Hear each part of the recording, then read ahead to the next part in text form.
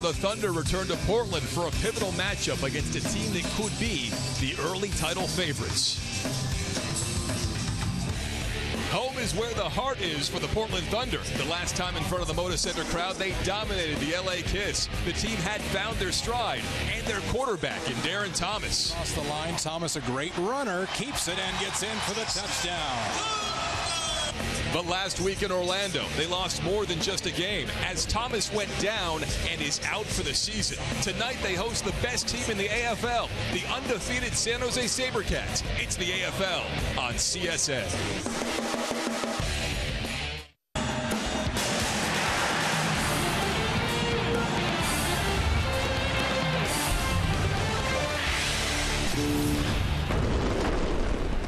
3-5 Portland hosting 9-0 San Jose, the only undefeated team left in the AFL, and the Sabercat has made the journey down. A fan anyway. The Thunder winless on the road, but 3-1 inside Moda Center. 0-4 all time against the San Jose Sabercats franchise, one of the best historical franchises in this league. Welcome inside Moda Center alongside AFL veteran Josh Wilcox. I'm Dan Sheldon. Well, Josh, after tonight, the Thunder have reached the midpoint of the season, but this game itself could take on a much bigger focus. Well, coming back in with a quarterback who started this season against the best team in the league, something has to break here. And if you're the Portland Thunder, you need this victory to continue on for playoff chances. You look at the standings right now and you say that, yeah, there is some stress for them as it stands, but in this league, more teams get in the playoffs than don't. So maybe you look at it and say they're in transition, a chance to really test themselves against maybe the best team in the league at the halfway point. Well, yeah, it's a great model to see where you're at.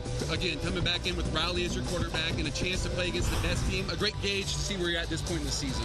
The Thunder were dealt a big blow last week against the Orlando Predators. Their quarterback, Darren Thomas, suffering a lower leg injury, out for this season. Josh, what does that mean for this team right now as Kyle Rowley comes back into the fold as the starter? He started the season as their leader. Yeah, Darren Thomas, the game was slowing down for him, but now Rowley coming back in 2 years ago threw 99 touchdowns in this league, hoping to recapture that magic tonight. They also traded for Alex Carter from Jacksonville to be the backup for Kyle Rowley here moving forward, and perhaps also to challenge for the starting job down the road. As for the San Jose Sabercats, what can we say about this group of guys, especially Reggie Gray? Dynamic players on both sides of the ball. Yeah, they don't call him Big Play Gray for nothing. 19 touchdowns through the air, 3 on special teams. Everybody in the arena is going to know where he's at tonight. Sabercats have one of the best, if not the best, offense in the league. It's also balanced with perhaps the best defense as well, which takes the lead. Well, the best part about this is they don't turn the football over. They also create turnovers. That, scoring more points than the other team, usually is a recipe for success. All right, we'll hear from the Thunder and get ready for kickoff. You're watching the AFL on CSN.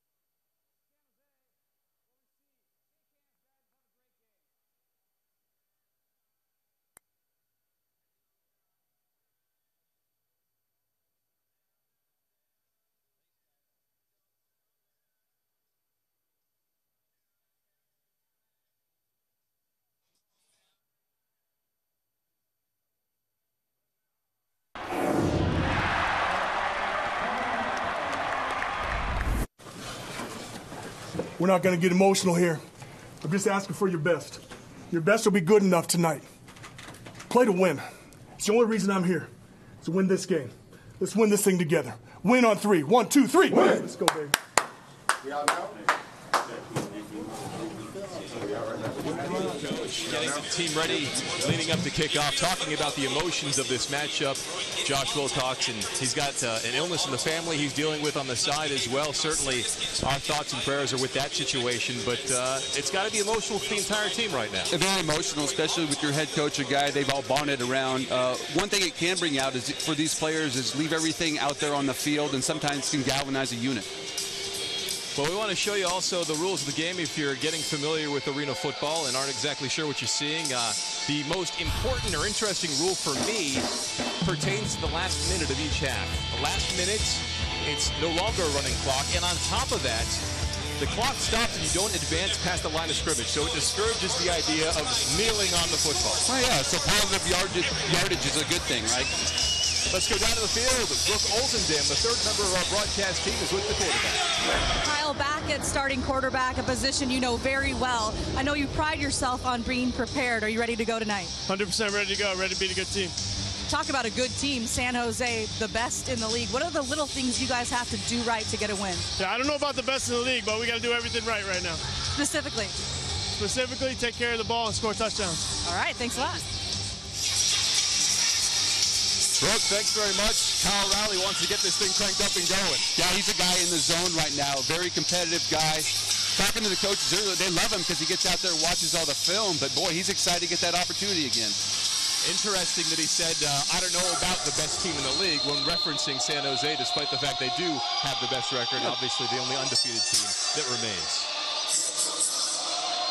The Thunder will kick it off to begin this one.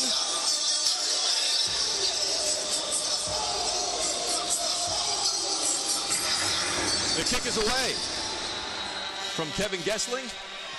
San Jose takes it out of their own zone and dropped down. The ball is loose. Thunder into the end zone. San Jose is able to recover. Great big play. First out of the gate, create that special teams turnover, but you just got to get it. You got to capitalize on those opportunities. Now that was almost a huge change of momentum right out of the gate for the Portland Thunder. Taking a look at the Sabercats offense led by their quarterback, Eric Meyer. Well, yeah, they're making 61 points per game. 0 in the loss column, which is big. Eric Meyer, 406 yards passing. This past week, as the Portland Thunder will get credit for that safety to open up this game. Here's a replay of the action as the ball is forced loose into the end zone. San Jose pounces on it, but give up the safety in the process. Probably calling possession in the field and going back into the end zone. But exactly, you saw where he put his helmet right on the football. Creates a big play for the Thunder in the first play of the game. So 2-0 right out of the gates. 12 seconds into this one. They'll line it back up and kick off once again.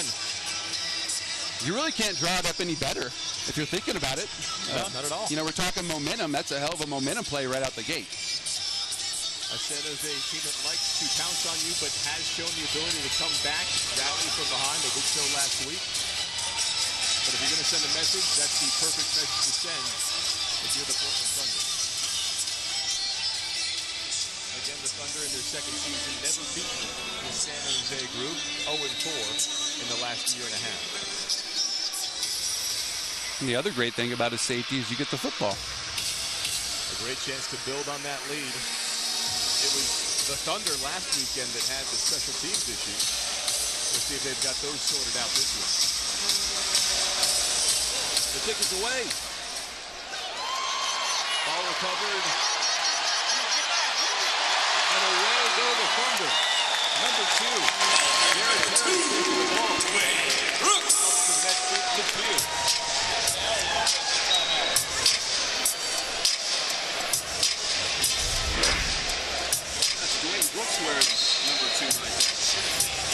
Right off the iron, just like they drew it up. Always an interesting situation when that ball tears off the iron.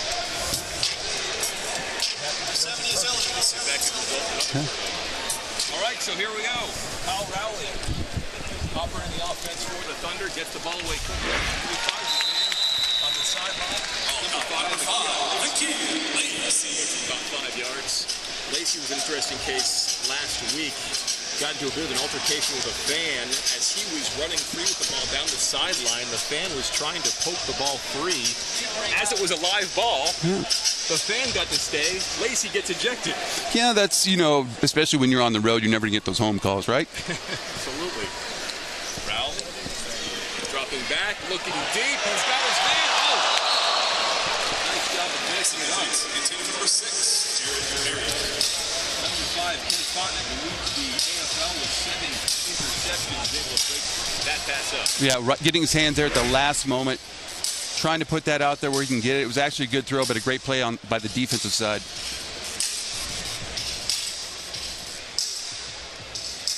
Brings up 3rd down and 6 for the Portland Thunder. Already on the board with the safety. 2-0 on the first play of the game.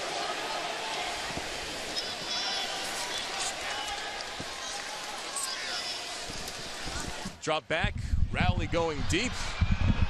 Overthrows his man by just a bit.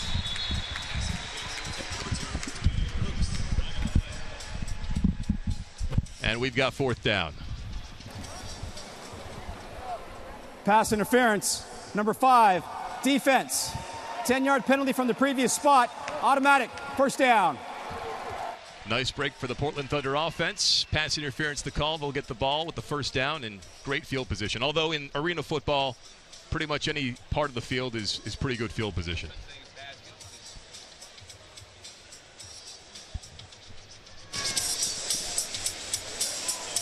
First down from the 14-yard line for the Portland Thunder.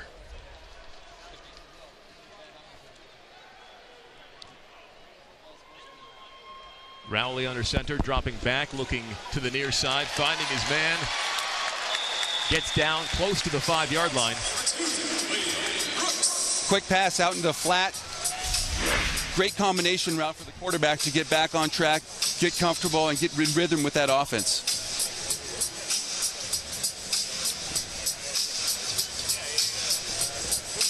So a chance for another 1st down, perhaps, without having to punch it into the end zone. That changes up the strategy if you're an arena football coach at this point. Yeah, it's against kind of all grains going in the arena football world. Rowley looking far side. That ball, dangerous ball. His man double covered there in the flat. The hard part of that is you're trying to put it over the defensive end, dropping back into coverage, putting his hands up. That's a tough, difficult pass to make. You have to credit the defense because that's actually the quarterback read, making sure he goes out there. He looked in the end zone, went out to his 2nd or 3rd route, but the defense made a great play there.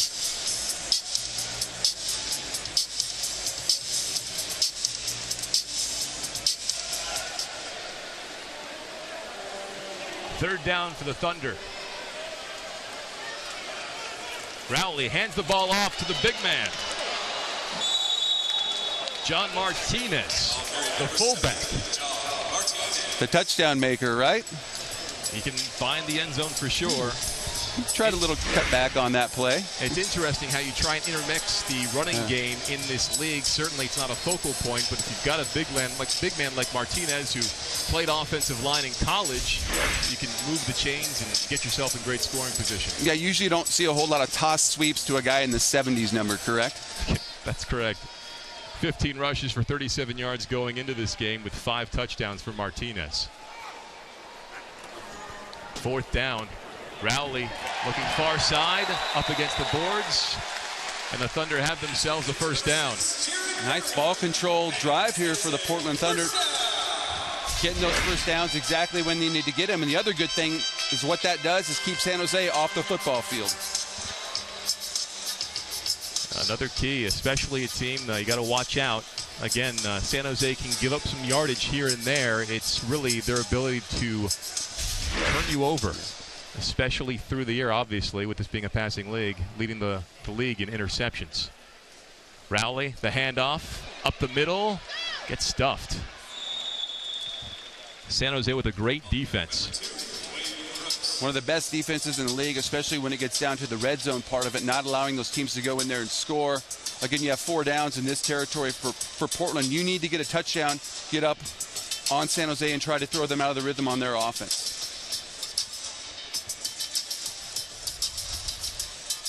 Rowley in the huddle with his guys, trying to add to this lead early. Would be a stunner here in the midpoint of the AFL season. Rowley looking to his left, overthrows his target. But if you're going to throw it, might as well throw it long. Yeah, exactly. Either throw it to the guy or throw it to a fan in the stand, so to speak, here in arena football when they get to keep it, right? That's right. That's how it works in the AFL. Every ball in the stands is a free ball for the fan to keep. Look for some sort of motion or some sort of crossing routes to try to create that natural pick. It's one of the best plays ever to use in any sort of football down towards the goal line.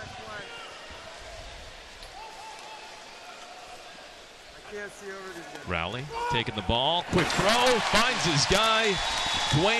Actually, Mr. Perry. Jared Perry with the touchdown right there. And the Thunder are up 8-0 pending the extra point. Nice little back shoulder fade is the other. Here you look at the quarterback. You know what they're taught? Throw it to where the receiver can go up and get it, and that's exactly what he did on that play. The extra point, there were 6 missed extra points by the Thunder last week. We'll see how they perform here today.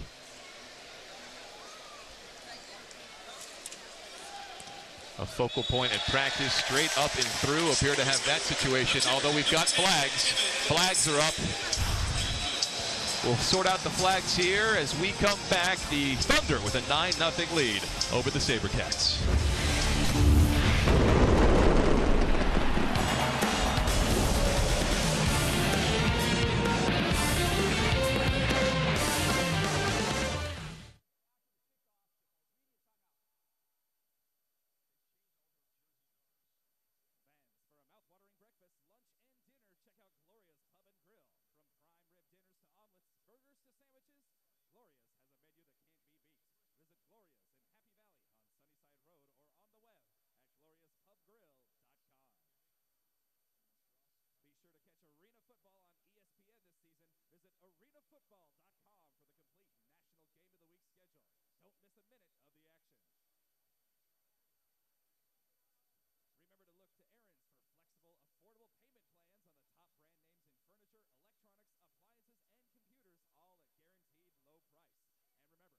I'm talking. Hello.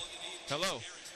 I'm talking. And now it's time to enter the Aaron's Best Hello. Seats in the House Tweet Your Seat contest. For your chance to upgrade your seats to tonight's game, just send a tweet mentioning Okay. @PDX Thunder. Use the hashtag Aaron.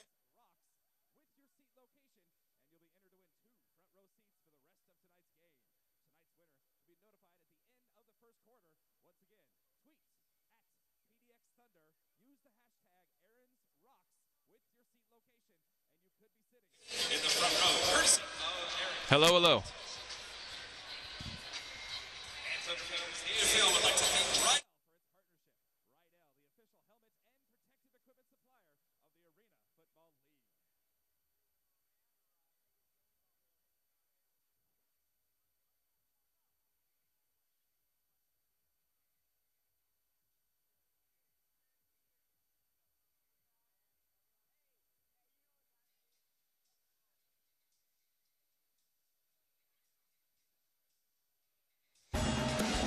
Thunder football is brought to you by Aaron's. Own it. And by Les Schwab, doing the right thing since 1952.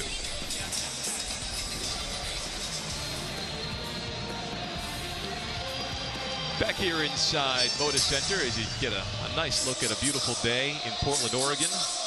The Portland Thunder staking to an early 9-0 lead over the San Jose Sabercats. 7:55 to go in the first quarter. Dan Shelton, Josh Wilcox here with you as the Thunder kicking the ball off.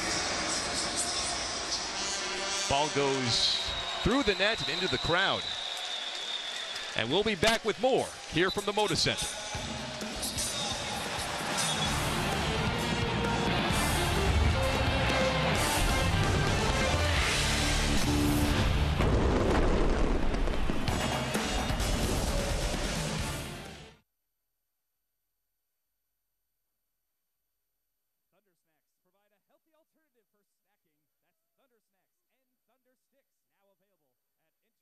Thunder fans, for the latest in Portland Thunder merchandise, visit the merchandise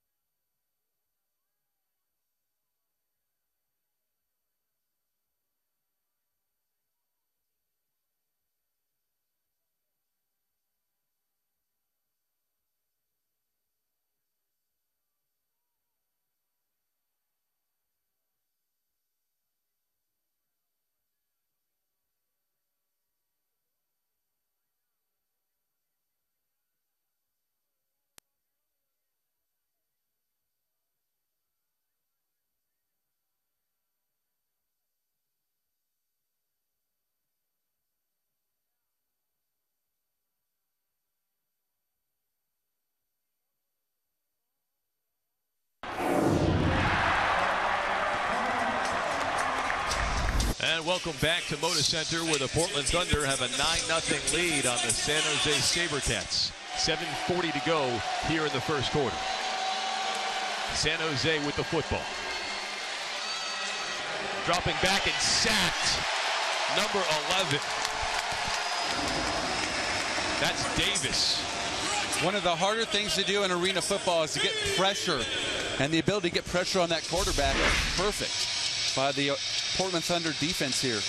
Dexter Davis with the nice sack. He was picked up just a few weeks ago, making an impact right there. As the Thunder looking like the better team in the early going. Great way to start out for the Portland Thunder. Eric Meyer looking to throw to the near side. Adrian Tennell with the reception. One of the harder things on the defensive side of the football is not gamble and think you're going to make every play. So keep the play in front of you, make a good tackle, and that's what he did here. So San Jose on their heels, 3rd and 10 to start this drive. The Thunder applying the pressure well on both sides of the ball. Meyer looking over the middle, under pressure again. Great catch by Reggie Gray. He's still up and going, but they're going to whistle him down, I believe, up against the boards.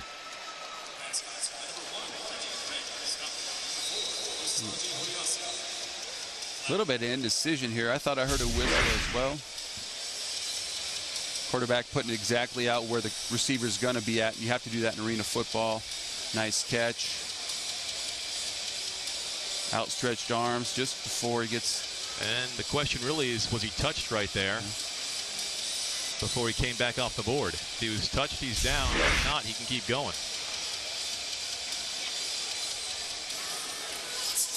Referee Scott Campbell trying to sort this out with his crew.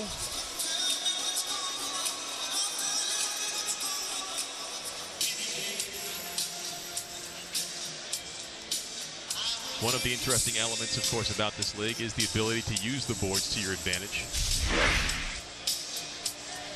Yeah, a little bit of hockey, kind of, right? Nice. Great pressure, though, again. On the flags there in the backfield. So initially, maybe they were going to go with a late hit. The runner was down by contact at the 16-yard line. Personal foul, roughing the passer, number 11 on the defense. Contact with the quarterback's helmet. Half the distance to the goal, first down. So that's Dexter Davis getting called for the roughing the passer, giving San Jose a fresh set of downs. With some of those plays, when you get that penalty, anytime you go near the quarterback's head, you're going to get that call. So sometimes it's best, and you know, when you're playing the game, sometimes you can't do that, but never going to work towards the defender on that one. So San Jose with their best opportunity here early on inside the 10, looking quickly, batted away, up in the air, free ball, but nobody's able to come down with it. Incomplete pass. Teaching your big guys to get their hands up on a quick one. That's exactly what they do there, but another opportunity for the Thunder to make a big play.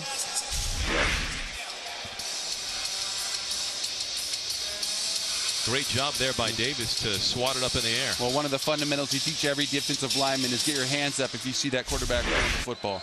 Absolutely. Second down for San Jose.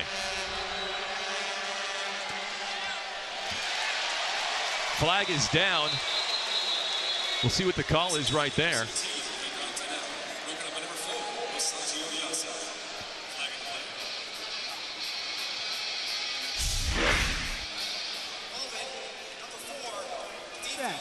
Half the distance to the goal, automatic, first down. Must have had a wrap on him before the ball got there, but good pressure on the quarterback makes the quarterback not get his feet set, gets him to throw the football off a little bit, but having a penalty down that far gives him another reprieve on this play, in this series, I should say. Odiasi called for holding, and once again, a fresh set of downs. Penalties killing this drive, or hurting the Thunder on this San Jose drive anyway.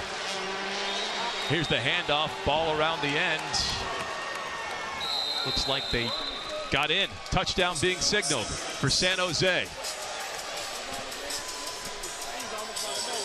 Kind of the student body sweep in all arena football down the right side. Everybody reaching to the right, or I should say hand off, seal the edge, squeak right in there for the touchdown.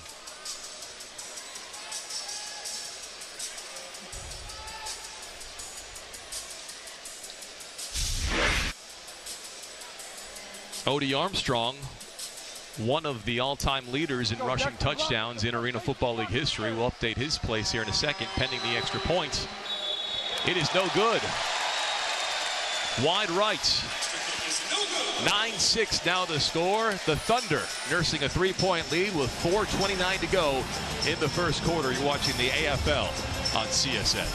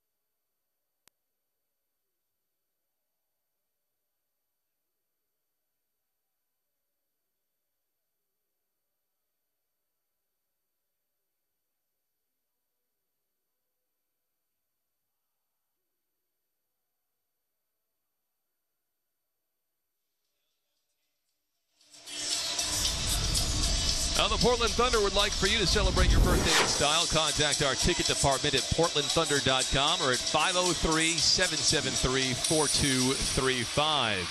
9-6 the score here inside Moda Center. Portland Thunder with the lead on San Jose. The San Jose franchise here off to a slow start after a great start to their season. Odie Armstrong with the touchdown just now.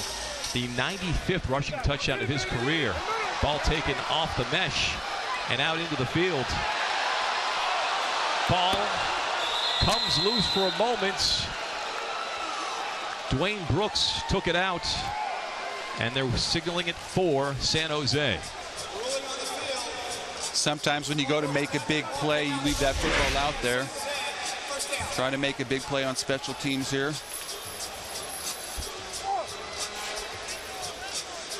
Number 3 comes in there, gets the strip. And this whole game's been about you have to create opportunities and can't beat yourself. Last series, Portland had a lot of penalties on defense. Now a turnover here. You have to capitalize on you can't allow the other team to capitalize on your mistakes. So here comes San Jose looking to capitalize at the 10-yard line. Meyer dropping back to throw, has room to run, will do so up the middle, and then slides inside the 5.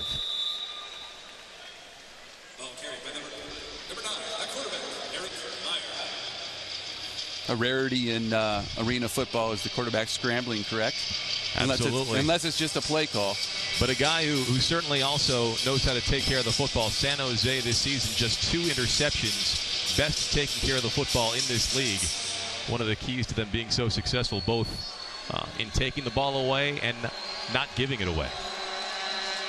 Meyer at the 5, dropping back, finds his man. Near side, Reggie Gray with the touchdown. And San Jose takes the lead. Big play, Gray. Last week, 5 touchdowns through the air. Now just starting back out again. Everybody in the entire arena has to know where he's at every play on offense. Gray now a touchdown catch in each of his last 7 games. I would have just liked to have 1. Did you have 1 in your career? No, I was more on the defensive side. Oh. My vertical wasn't very good in the Arena Football League. Extra point for San Jose. The kick is up, and this time it is good. 13-9 the score with 2:42 to go in the first quarter. The Sabercats take their first lead of the game here at Moda Center.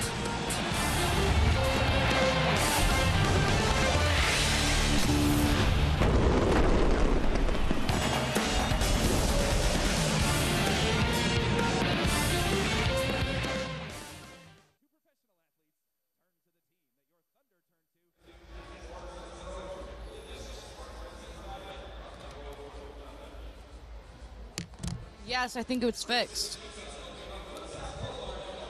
Is there? Can Ross hear me? Ross, can you see if you were interfering? Thank you.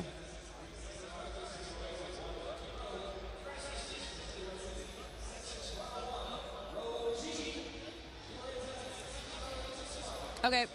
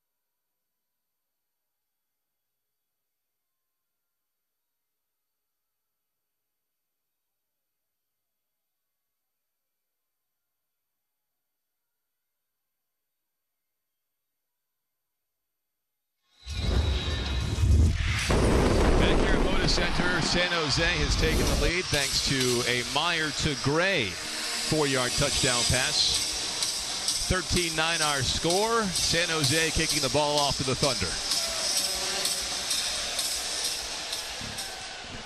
Off the netting. Brooks will field it. Still on his feet at the 15. Looking for room. Still on his feet. Looking to atone for the last possession. Finds his way to midfield before getting taken down inside San Jose territory. That's what you ask a guy to do. Redeem yourself. Go out there, create some plays, move the football, get the crowd back into it. Portland needs any sort of momentum they can capture and carry into the end zone right now. Breaking arm tackles. Kind of like you out in the playground, right, Dan? Absolutely. If they're arm tackles, I can deal with it. Otherwise, forget it. So the Thunder, after fumbling the ball on the last kickoff, off and running here past midfield to begin this possession. Kyle Rowley under center, replacing Darren Thomas. Rowley over the middle, finds his man. The outstretched arms of Vikian Lacey picking up some extra yards. The fun part about the forward motion part of arena football is it doesn't allow the defender to get up there and get a jam on you. So you see these a lot of plays, a guy go in motion and you kind of go one-on-one, staple of arena football. And a great play call right there for Portland to get back on track. Absolutely. 2nd and 3 for the Thunder. Ball on the 15-yard line. Rowley looking to the near side, juggled and caught. Vikian Lacey down close to the goal line for the Thunder. That's some quality hand-eye coordination right there, Dan.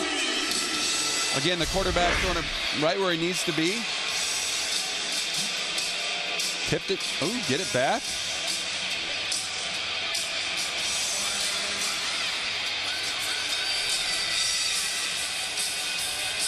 Way to keep fighting after it. That's what you love about a team like that.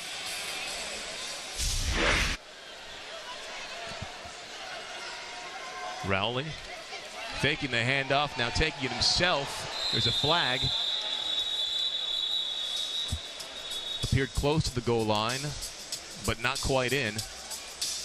Looked a little clunky on that play. Something either didn't happen or someone might have stepped on somebody's foot.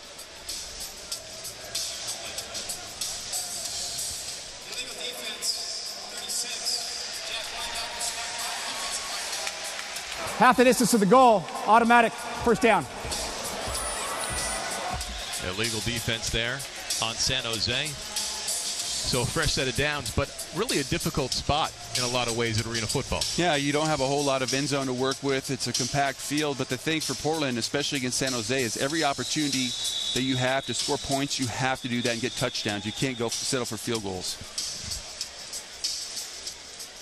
Play is whistled dead as a San Jose player is down on one knee with his helmet off.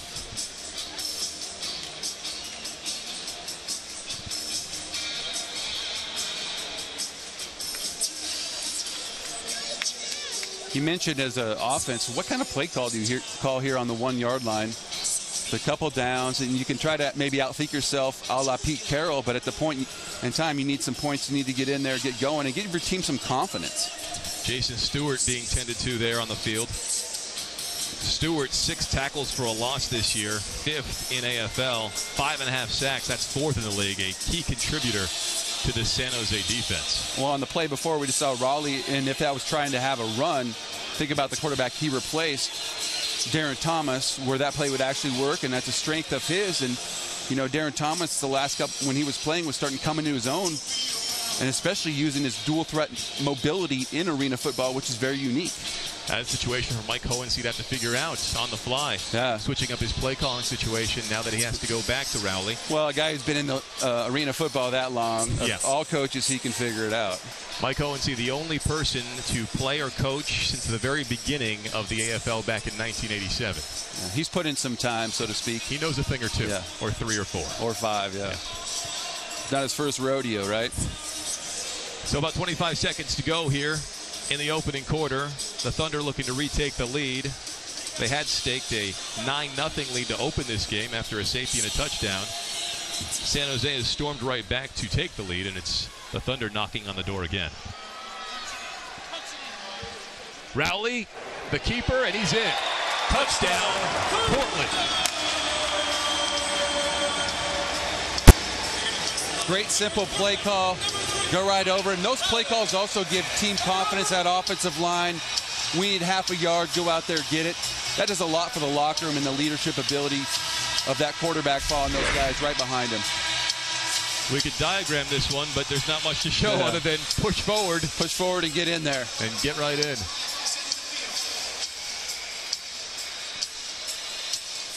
So we'll see what Kevin Gessling can do here. Looked good after his first extra point attempt. Good job, Mudge. Good push, man. Had some struggles in that department last week. The kick is up, and it's off the bar. 15-13 the score. The Thunder retake the lead after one quarter here at Moda Center.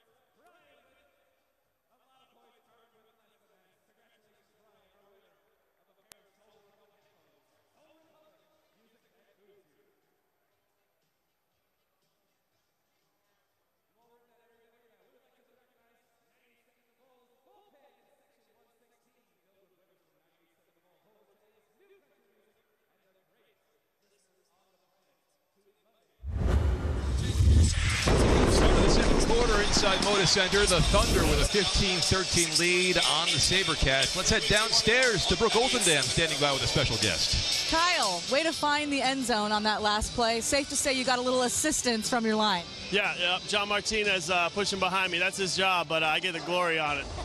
How important is it for you guys to have the lead heading into halftime, and how do you do it? It's important. I mean, this arena game, once you start getting the second half and you have the lead, teams have to start playing differently, and it works to your advantage. So it'd be big if we can go into, have a big second quarter right here. We'll probably have 2 or 3 more drives. If we can land in the end zone all 3, we'll be in a good spot. Nice job. Thanks a lot. Thank you. Thank you, Brooke. Kick is away. Reggie Gray bringing it out of the end zone, but flags are down. 11, Dex. We got a bit of a scuffle. It's called extracurricular activity, right? Yes, but quickly broken up. No harm, no foul in that part of the field, but we'll see what the penalty is near the goal line. Illegal block in the back, number 6, return team. Half the distance to the goal, San Jose's ball, first down. All right, so San Jose. You see number 6 right there. Anytime you put 2 hands out, they're probably always going to call that. The good thing for Portland is keeping Big Play Gray, the football away from him, and keeping him pinned in on the special teams side, because we know last week he busted one big and done 3 on touchdowns this year. That was Eric Crocker, the former Portland Thunder, called for that penalty. As San Jose now operates in the shadow of their own end zone. Passes quickly away. And that's a reception for Reggie Gray. Simple stop route, get the quarterback, wide receiver back in rhythm, and get him out of their end zone.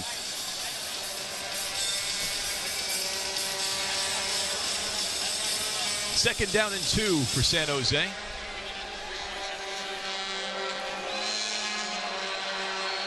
Meyer under center with a throw, finds his man, and he's off to the races. Gray is going to be caught from behind, though. Beautiful job of walking him down.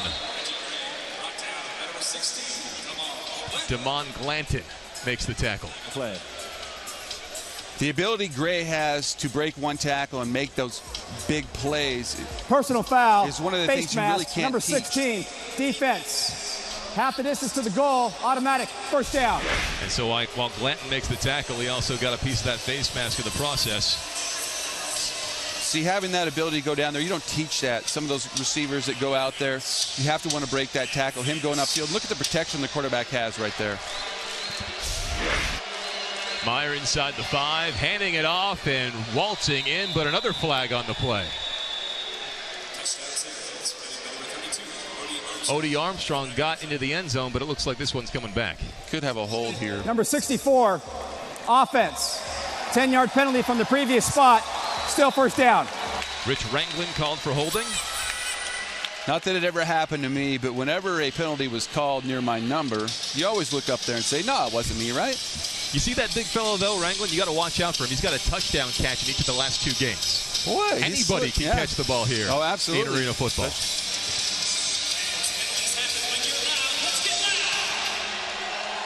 All right, so San Jose backed up to the 13-yard line. Meyer finds his man far side. Dances around and brought down against the boards. Adrian Tennell with the reception. Yeah, when you're playing outdoors, you try to use the sideline as a defender. Here, you're using the boards. Sometimes a different concept for people to get used to, especially when you're coming from the outdoor game. A lot of concentration needed in this sport, and that brings up 2nd and 10.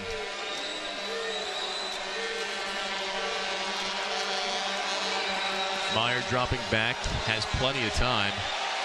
Looks for the end zone and almost found his man, number 88, in the back of the end zone. But it falls incomplete. Trying to throw it up in the back corner. Usually when quarterbacks dance around, they do try to force throws. See. Personal foul, roughing the passer, number 8, defense. Pushing the quarterback to the ground well after the ball was thrown. Half a distance to the goal, automatic, first down. So let's take a look at this. Casey Obi looks like he came free and might have gotten him a little bit late. Anytime around that quarterback. 1st and goal on the 5. Meyer looking near side, overthrows his man, Gray. Will bring up 2nd and goal. Maybe a little bit too much mustard on that one. You get excited when you see a guy break free like that. Oh, yeah. And the precision you have to put throws on the Arena Football League, you don't have a bigger window. You have to put it right there. You throw it a little bit behind him, and that's what's going to happen. Meyer's been very sharp for San Jose this season. 400-plus yards passing last week as he got back in the fold after injury. Meyer, again, some time, stepping up. Throws it up. Batted away beautifully. Damon Glanton breaking up that one. Veteran quarterback showing the ability to stay alive, get open, move around in that pocket. And one of the main differences for a quarterback to be successful in this league is to have a quick release, to anticipate where guys are going to be, which of course is in every league as a quarterback. But especially when you're packed in, crammed in here in the Arena Football League, you have, we talk about the outdoor league, 1.5 seconds. Here you have half a second to make a decision. Absolutely. Meyer dropping back, rolling to his left, finds his man in the end zone for the touchdown. Adrian Tennell with the score, and San Jose retakes the lead.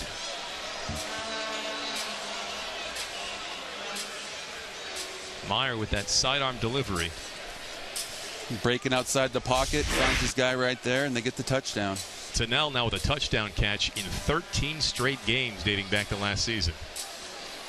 Needless to say, he's pretty much been a big part of the offense then, huh? Absolutely, yeah, for sure. You know, when you have good teams like this, they find ways to make those plays, whereas other teams struggle to make those, and you're seeing that sometimes in arena football. Nick Pertwee with the extra point. It's up and good. San Jose now up 19-15. Thunder down 5 rather, 20-15 with 10:17 to go in the first half.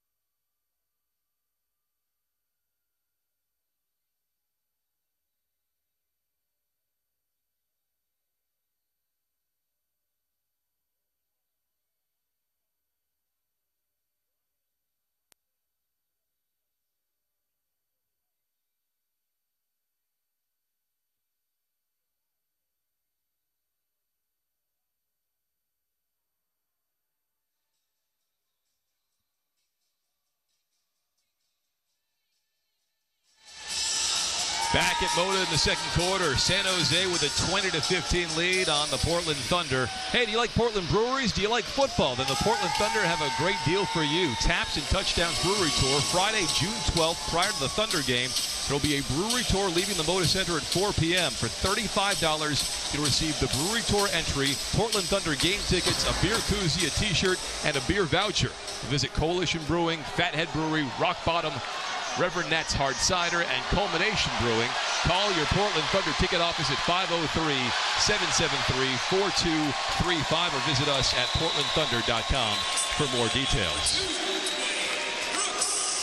In the meantime, great job by Dwayne Brooks to take the football past midfield, but there is a flag down way back at the number 11, receiving team. Half a distance to the goal, first down. So all for naught. Penalties being a bugaboo for Portland this so far this game, especially on the defensive side. Now here one, killing their momentum. Just when you thought they had San Jose stopped, here a big return gets called back. Need an offense to have a big play on this series. Certainly been a significant issue so far.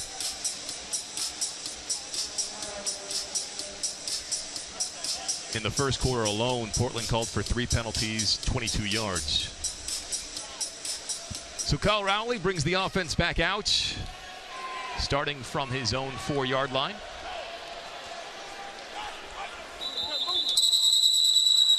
Play is whistled dead before the snap.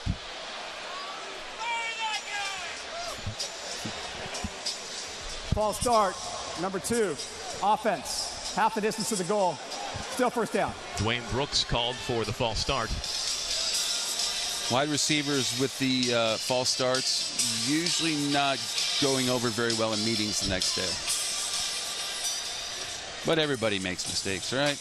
It's tough, especially in this league where timing is paramount. One receiver is allowed into forward motion. Quarterback has to also make sure he snaps the ball before. Plenty of time to redeem yourself. Here comes Lacey in that role. Over the top, ball, outstretched arms of Jared Perry. Can't quite connect. Going for the long streak route. fly route, whatever you want to call it. Just go, try to got him off the line, beat him. See, the quarterback looked it off, knowing he had him on the outside. Oh.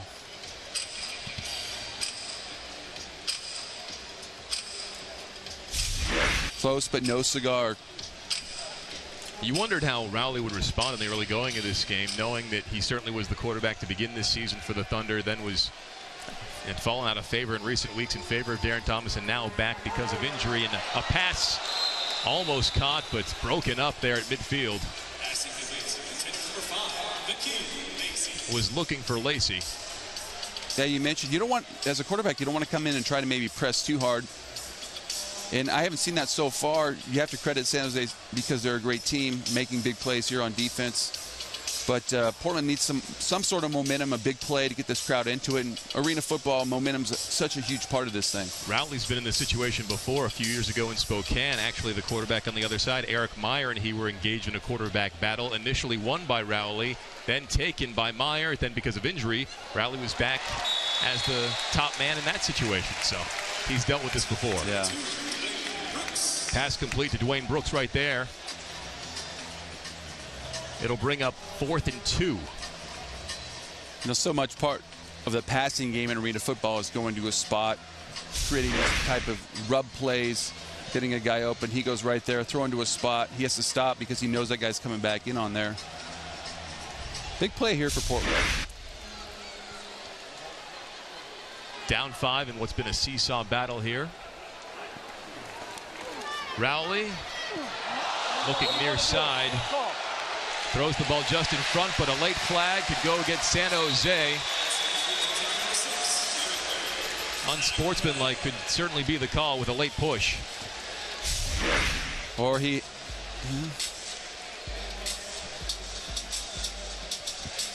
Clevan Thomas. Clevan Thomas, an interesting story. Here's a guy who's a 3-time Defensive Player of the Year in arena football.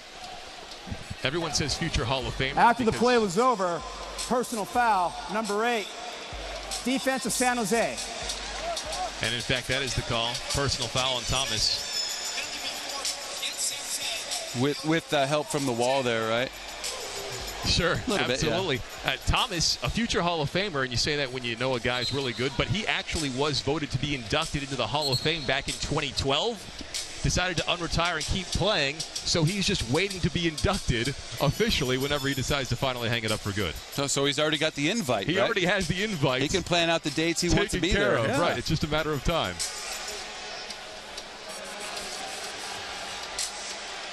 Won a national title at Florida State back in '99, did Thomas. This is San Jose. Meyer looking. Far side. Finds his man. Number 88 is Jeremy Kelly. They've done a really good job of giving him plenty of time back there for him to go around through his reads. And a lot of times San Jose's putting a guy out in the flat. That's usually his 3rd or 4th read. He does such a good job of that. He's been here long enough. Sometimes he can look downfield and throw it out to the right without anybody know where he's going. 2nd down and 3 for the Sabercats. Quick throw and a 1st down for San Jose. Tennell makes the grab.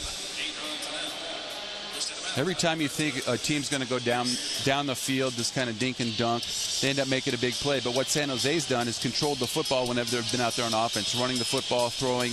They have a method behind their madness. You know what's interesting too, Josh, and so far this season, they're last in the AFL in time of possession. Yeah. Kind of a quick strike offense that takes advantage of the defense turning teams over, but hasn't quite been the case, as you said today. Meyer dropping back, rolling right, looking for room, throws it out of play. Flags down on the field. Yeah, I've never met an arena football coach that wants to win time of possession. They always want more points scored. And as we've learned in recent years with Chip Kelly, previously at Oregon, time of possession. Outside rush, 5-yard penalty, automatic. Not quite the stat first it down. once was, huh, big fella? No. Automatic 1st down for San Jose. As again, penalties biting Portland in the backside. 2 of the touchdowns San Jose's had going down the field, they've created kept drive alive with penalties. Here again on special teams, you can't make mistakes when you're playing against one of the better teams in the league and expect to beat them. First and goal for San Jose. Dropping back is Meyer. Meyer with plenty of time finds Gray in the back of the end zone. Touchdown, Sabercats. And they have their first double-digit lead of this game. The quarterback with that much time back there, the receivers running around, and as we talked, usually the end zone's one of your defenders, but if you give a guy that much time to run around and you're supposed to chase a guy, eventually the guy's going to get open. Taking a look at, especially in the first quarter of this game, the Thunder were doing a much better job of applying that pressure to the quarterback, not allowing all that extra time for a guy like Gray to get wide open. Yeah, and as they go down the field and gain more confidence, it seems to be more in the favor of their style game. They're controlling the game both on offense and defense right now. Extra point pending with Pertwee. Kick is up, and it is no good. Wide to the left. So the score remains 26-15. The Sabercats with their first double-digit lead of this game. 4:13 to go in the second quarter.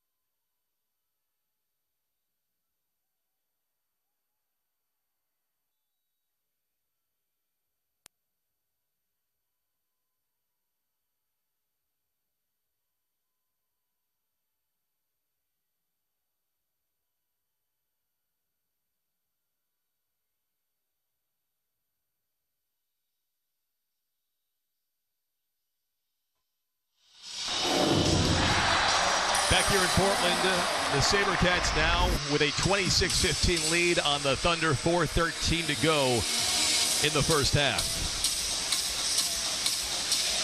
We have a matinee game here to make way for the Starlight Parade later tonight here, kicking off the Rose Festival festivities over the next month or so here in Portland. Kickoff, ball taken out by Brooks, who makes it past the 5, call it the 7. Well, the Thunder could use any sort of magic right now, right? They need all the help, some starlights, whatever they want. Some pixie dust. They need something to get this thing going, Dan. Yeah, and you see Reggie Gray, 2 receiving touchdowns already today for San Jose. The Thunder have to try and slow that guy down. It's try to slow him down, so kind of contain him, because you know he's going to get out there and make some big plays. But what they need to do is capture the momentum back, go down there, get some points on the board, because as we know in arena football, time is really not always of the essence. It's always about points and scoring, possessions. 1st and 10 on the 8 for the Thunder. Rowley back under center. Quick throw over the middle. And that'll be close to a first down for the Thunder. And it is, in fact, a first down for the Thunder.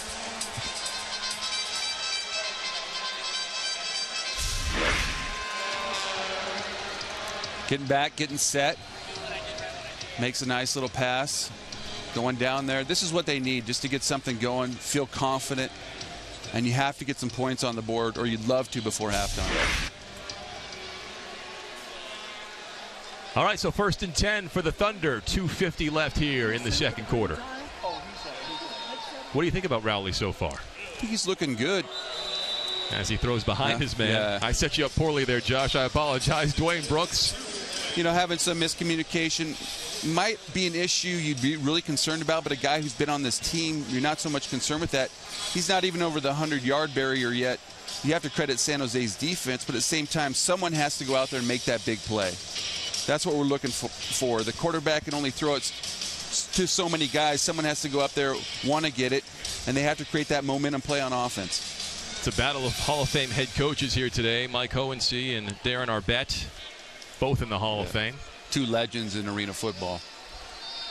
Rowley dropping back, a little pressure, and throws in front of Lacey. That's what we're talking about with San Jose and their quarterback getting his feet set, not having that pressure, the ability to throw the football anywhere he wants to. We're talking here, looking at this last play, gets the pressure on the quarterback, not as always as accurate as you want to be. San Jose keeping the pressure on Raleigh is a good thing for San Jose, a bad thing for Portland.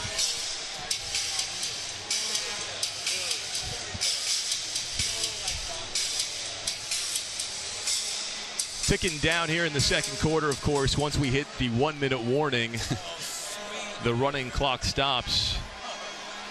And we've got stoppage for normal play throughout the rest of that final minute. Ball tipped in the air, and did they get it before it hit the turf? It looks like they did. Interception for San Jose. The first INT of the game for Rowley and the Portland Thunder. Trying to make a play. San Jose's been close to kind of tipping the ball, making those type of interceptions the entire game. Kind of here or there, a little bit off.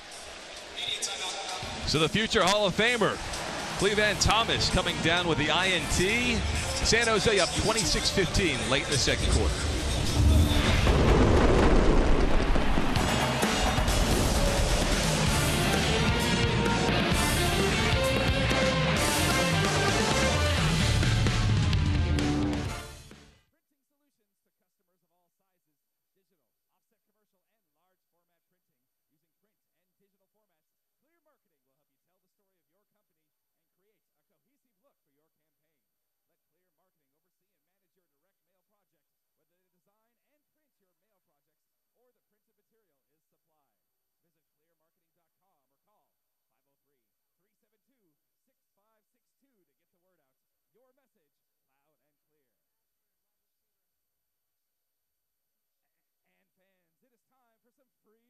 T-shirts.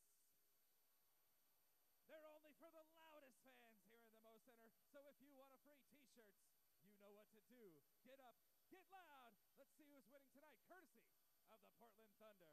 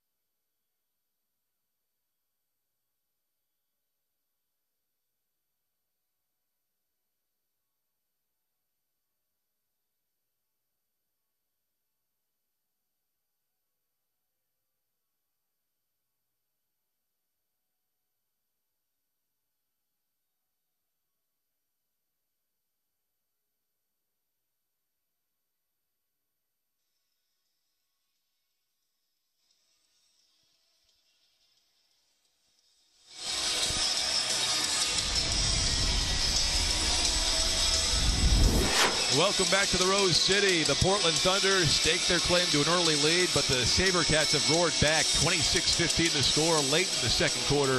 Dan Sheldon, Josh Wilcox here with you at Moda Center. Portland kind of been killing themselves, making plays on offense, but not enough, and then defensively penalties keeping these San Jose drives alive. An interception giving the ball to Darren Arbette. San Jose Sabercats team. You saw him right there. Don't forget CSN Pulse, presented by Whitmer Brothers Brewing. Wednesdays at 7 p.m. throughout the summer, part of a lighthearted and entertaining, interactive discussion on the biggest storylines in the world of sports, each week using the hashtag CSN Talk. Timeout on the field. I mentioned Darren Arbett, their head coach. He's also a part owner of the team. Oh, so yeah, that would have a much more vested interest, right? Three-time Arena Bowl champion. Do you think 18th season with San Jose, 14th as head coach. He's been a part owner now for 3 years. Do you think? 1 minute warning. We'll continue this conversation in just a moment. San Jose with an 11-point lead.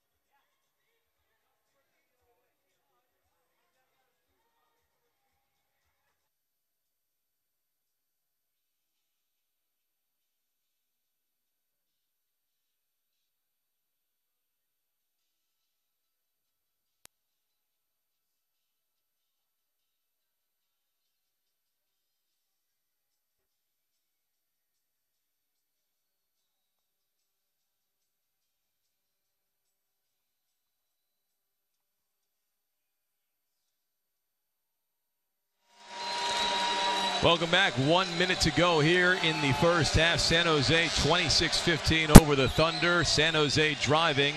Quick throw to the near side. The old school quick screen out to the receiver. Get the guys, everybody blocking out. Very familiar to Oregon fans. Although a little bit different with 8 guys, right? Yeah, and the play is whistled dead.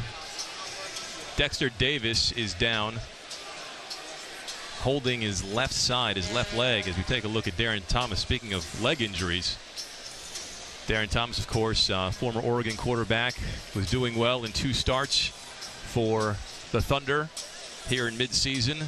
Suffered a season-ending leg injury in the second quarter last week in Orlando.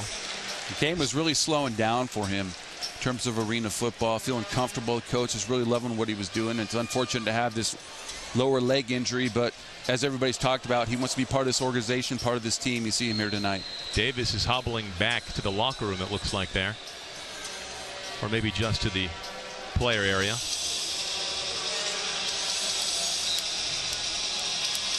As play resumes. 43 seconds and dropping. Meyer dropping back. Far side. Finds Gray. He goes down. Portland needs to find a way to put some pressure on him on the defensive side of the football. Sitting back here, scanning the field, knowing where he wants to try to go. Simple route.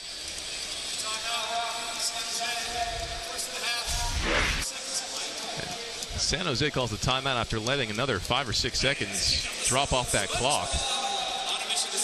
Well, the less time they give Portland in their mindset, they're going to go down and score. Yeah. So the less time they give Portland give a chance to go back. That is the key. You're right, Josh. In this league, it's the last to have the football to end the half that matters most. And I'm sure San Jose's got to be happy since maybe about 8 minutes into the first quarter. From here on out, they've controlled the game. But that first 8 minutes, it was all Portland's momentum. And then San Jose's found a way to capture it and turn it back around in their favor. Here comes San Jose following the timeout, trying to add to its 11-point lead here before halftime. Meyer dropping back, looking over the middle to Gray, who goes down inside the 5-yard line.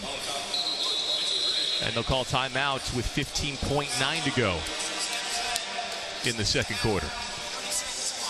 As we talk about motion in arena football and we see all the guys going in motion, you have to keep in mind one of the other things is that if you do send a guy in motion, sometimes that creates open holes for your other guys because everybody in the defensive backfield concerned on where he's going to go, creates that natural rub. And San Jose's done a great job of that. Almost in terms of a decoy, everybody puts their eyes on that guy, opens up somebody else on the offensive side of the football. And if you're a defense, how do you account for all those things? Hope you got some pass rush and you have a good gamble on the quarterback. No, those are the times when you have to guess right and call the right defense. 2nd and 2, they can get a first down before they get to the end zone. Meyer has some room up the middle, decides not to take it and throws it away. 8.8 seconds to go. No, and they're going to whistle him for throwing the ball after he had gone past the line of scrimmage.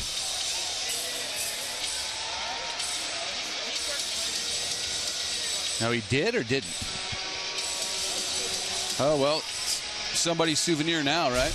But it's a smart play because stops the clock, gives them some more chances on offense. So it is 3rd down and 2.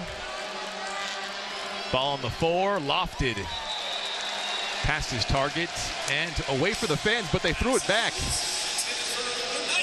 Or maybe they didn't. Actually, it looked like it was that's the ball man over there throwing another football. I thought that the guy who caught it right next to the guy who's throwing fresh footballs onto the field pulled a Chicago Cubs fan deal and threw the ball back. But threw it back. I look at him now and he's still holding on to the original football. Handing it off. Yeah. 4th and 2, they're not going to kick a field goal here. Very rarely do we see field goals in this league. Interesting play call, though. What do? Meyer, what could be the final play of the half, looks to the end zone. He has his man. Touchdown, San Jose. It's Gray once again. Well, after last week, you knew they'd go and do him again this week, and here he is in the first half. What, 3rd touchdown? Yep. Sits exactly where he needs to sit. Quarterback puts it right after. It was his second look out to the right side. The receiver had slipped, comes back, and here you have big play Gray standing out there in the end zone. Gray looking to add to his Player of the Week honors that he earned last week. Would that be a rollover? The extra point is up, and this time it is good. San Jose now 33-15 over the Portland Thunder with exactly 1 second left here in the first half.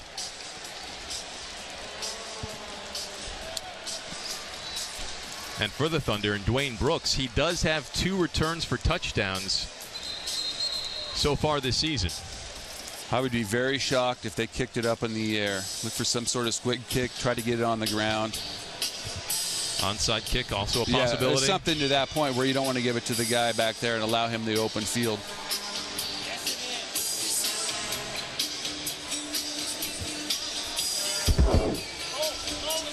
And let's take a look at what Reggie Gray has done here in the first half for the Sabercats. Been a menace. 9 catches, 99 yards, 3 touchdowns with a long catch of 33. And he had, what, 18 last week? 18 catches? In excess of 200 yards. Yeah, 14 and 5 touchdowns. So. And 201 yards receiving, correct? Not a bad 6 quarters the last week and a half, huh? Yeah. At halftime, they're going to have to figure out how to slow this guy down. Well, the first thing they have to do is stop making their own mistakes, especially on the defensive side, creating plays on penalties, allowing them to continue those drives going on. And you got to score some points on offense. But they get the ball in the second half, so it'd be something good, get some momentum going. Everything going San Jose's way here in the waning moments of the second quarter. Ball is kicked away. Well, there. Off the netting and into the hands of Brooks. That's why no one asks me for directions. I'm usually wrong. Brooks looking for help, but decides to just accept the tackle, and we have reached halftime. San Jose with a 33-15 lead over the Portland Thunder here in Moda Center. Let's head down to Brooke. Coach, Reggie Gray has proven difficult to slow down in the first half. What do you do in the second? We try to slow him down. You know, they're doing a good job matching him up on people that have no business covering him. You know, we've broken a couple assignments defensively that could have stopped touchdowns, and we just got to play assignment football. Offensively, we're trying to reinvent something with our reads, obviously. We just got to make their basic reads and make the throw. We had people open. As a head coach, I know penalties can be very frustrating. Is that something you will discuss at the break? Obviously, yes. There's no doubt about it. You know, we're killing ourselves. You know, they're really not doing, except for Reggie Gray, they're not doing anything to beat us. You know, we've got to come out here and play more disciplined football. Thanks a lot. Thank you. Brooke, thank you. We've reached halftime here in Portland. 33-15 our score. San Jose over Portland.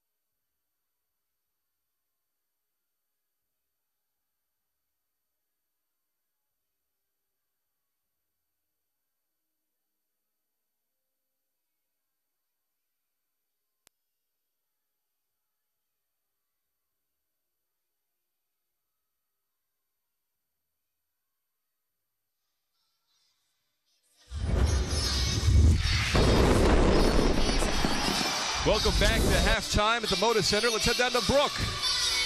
And when you look at John Martinez, you see a 6'2", 325-pound lineman. You don't necessarily think touchdown machine, but the Arena League, it is a different ball game, literally. And so far this season, he has scored 5 touchdowns. I recently sat down with Big John to discuss how he channels his inner running back. I keep telling everybody, Arena's the only place where a big man can score a touchdown. That's for sure. I mean, well, that first one, I caught a screen pass, and, you know, the first thing that those little guys like to do as a corner, just go straight for the big guy's legs. So I learned fast not to, stare at the guy and just have him trip me. So the first thought was, how am I going to get around him? So just leaped over. It was almost like a reflex, just a reaction. But no, it's fun. I enjoy it. I definitely couldn't score the touchdowns if it wasn't for the offensive line, because I got to get past the defenders and all that stuff for sure. Let's talk about your college career. You played at USC, part of Pete Carroll's final recruiting class. Yeah. That's quite an honor. What did he teach you while you were there? I know you were under him for a year. Yeah, I'm pretty sure he does it up there at Seahawks to compete. You compete with the best, you practice with the best. That's when games should be easy for you.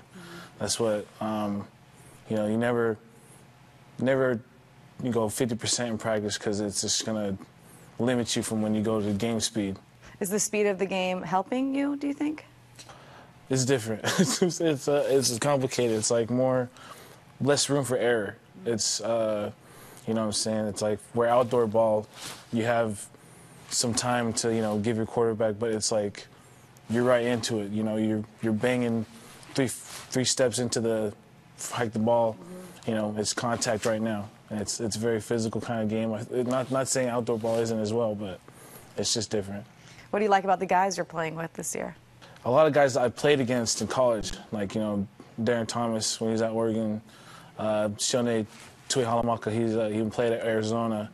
There's a couple of guys, that I knew prior to this, but I'm one of those guys that get along with everybody. You throw me in a team, I'm a team player, It takes a lot for someone to piss me off, but I enjoy everybody being here. So I'll try not to do that, okay? When the helmet's on, it's a different story. But off the field, yeah. Thank you, Brooke.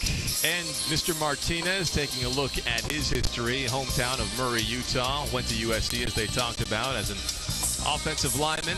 Started 2 games in 2014 and a Pac-12 honorable mention back in 2012. Has 5 touchdowns for the Portland Thunder this season. Still plenty more ahead here at halftime. We'll have highlights and first half stats as Lacey and company try to get things going, down 18 to San Jose.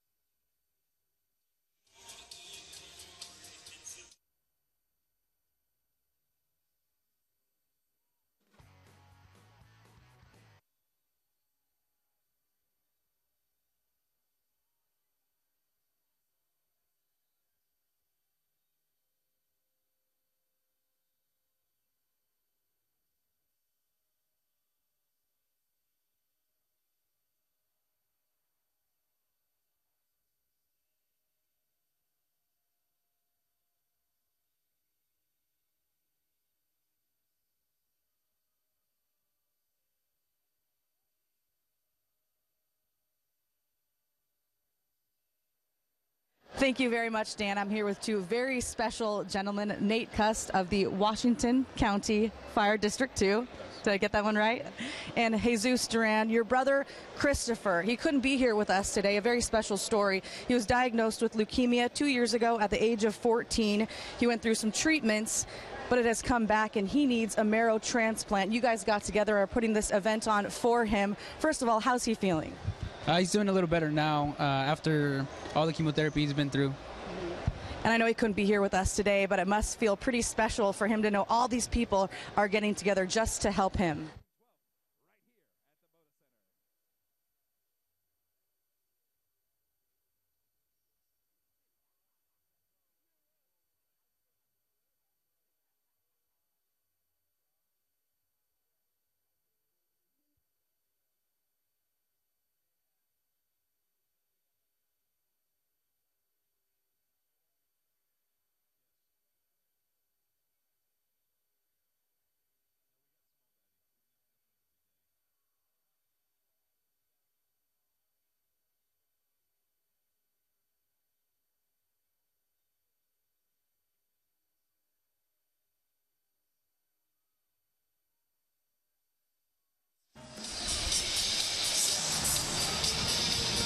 Portland Thunder football is presented by All-Star Catering. Contact Steve Big Daddy Anderson at allstarcatering.com for all your local catering needs. And by Pizza Roma. Great food, large selection of beer on tap, pizza by the slice, large outdoor seating area, prime rib special every Friday and Saturday, $15.95 Pizza Roma, 4715 Southeast Woodstock in Portland. Welcome into halftime. Dan Sheldon here along with Josh Wilcox as the Thunder are down 18, 33-15 to San Jose. Josh, how do you sum up what happened there in those first few minutes of this game? Well, first couple minutes were great for Portland. Then San Jose got back on kind of their rhythm, and it kind of controlled the game from the middle of the first quarter on. Thunder got off to that 9-0 start, and things looked like they were off and running, but San Jose eventually exerted their will on this thing. But we see here, opening kickoff going Portland's way. Yeah, going down there, making a big play on special teams, getting the safety call, you get it back, you go back down, score. But then at that point in time, San Jose got the football. Portland kept San Jose on the field by making penalties on the defensive side of the football, and then the big play Gray continuing on success from last week. Reggie Gray with 3 first-half touchdowns for San Jose. The Thunder trying to stick with it. Rowley, the keeper, for a 15-13 lead after the first quarter. It's all San Jose in the second quarter. They outscore Portland 20-0 in the second period, and that's how the Thunder find themselves in a 33-15 hole after being up 15-13 after the first quarter. Your halftime statistics, penalties really hurting Portland right there. Well, penalties and then also first down shows you that San Jose's been moving the football down the field. Portland not having the ability to gain first downs, which in turn also doesn't keep the San Jose offense off the field very long.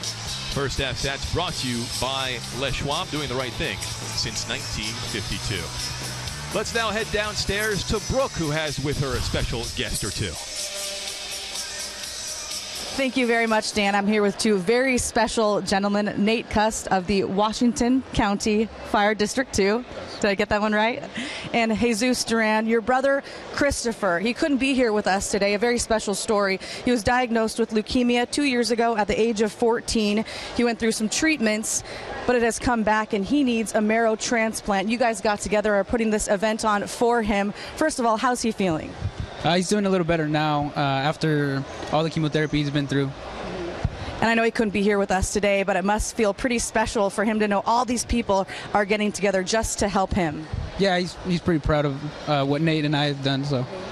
Well, Christopher, we hope you're watching, and as you can see, everybody here just for you. So next up, the event that you are holding for Christopher. Tell everybody about it, how they can help.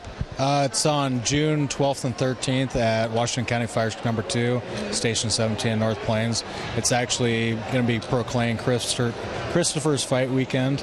We're going to have Friday's event will be the match, and American Red Cross, so they can donate blood as well. And then the Saturday's event will be the match, basically trying to find matches for not just Christopher, but everyone that needs a bone marrow transplant in the United States. Why is this in particular important to you to do, and as a group, as a whole, everyone to get involved and help Christopher and other people dealing with this as well? The fire department's family. Jesus has been family. The fire department, we step out, help people. It's a problem that can be solved on a national level. If we find matches for people, if you're called, you show up, and you could save someone's life by a very simple procedure. You guys are an inspiration. Thank you so much for joining us today. Again, June 12th and 13th, and very special. Love the work you guys do all the time. Thank you so much. Thank you.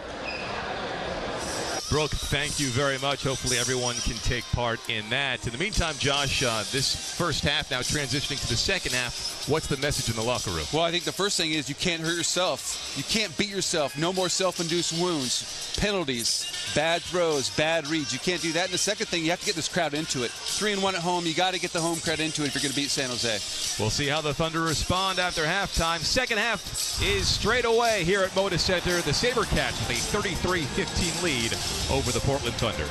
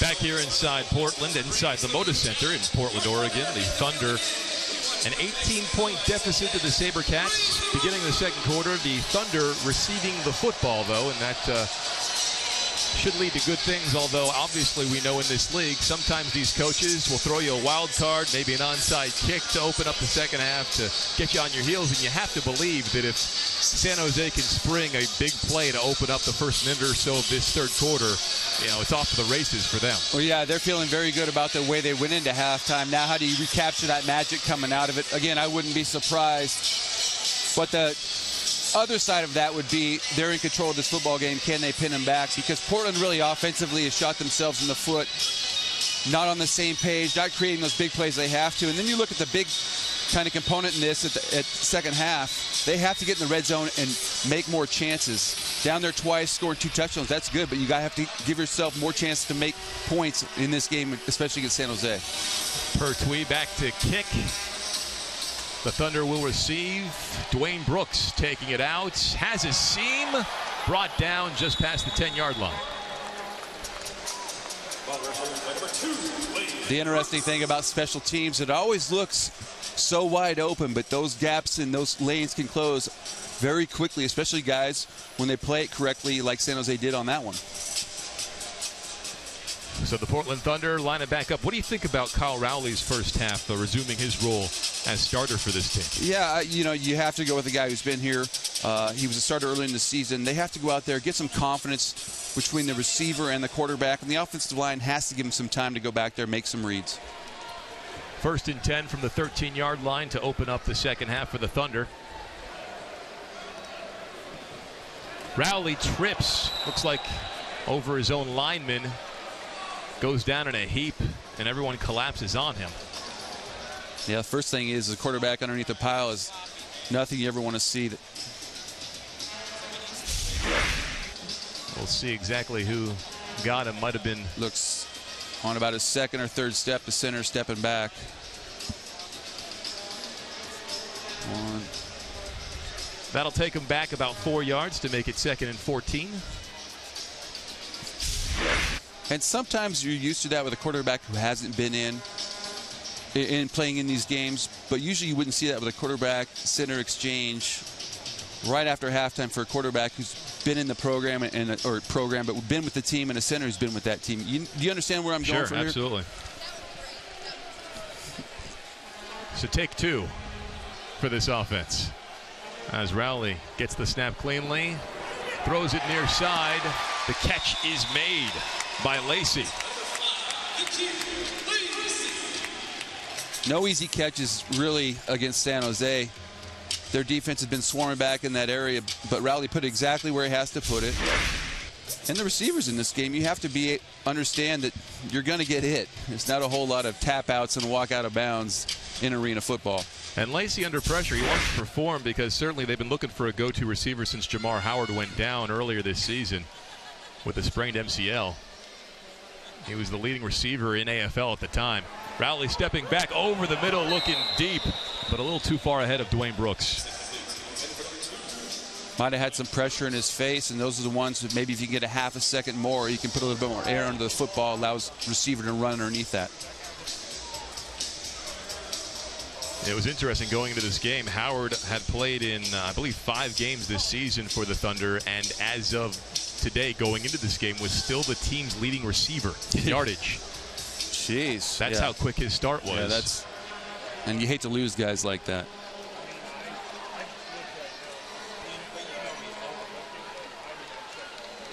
Rowley dropping back, having to throw it quickly as he was facing serious pressure. The Thunder having trouble containing the Sabercat pass rush. And we'll go to break. 11:59 to go in the third quarter. San Jose up 33-15.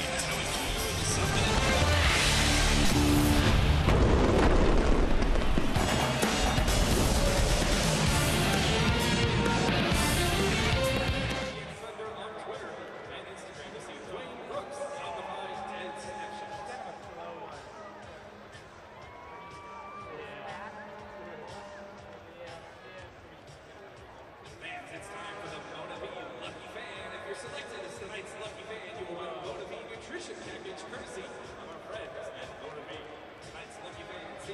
Section 101, row B, seat 9. Congratulations, you are tonight's motivated lucky fan. Motivate, aboard.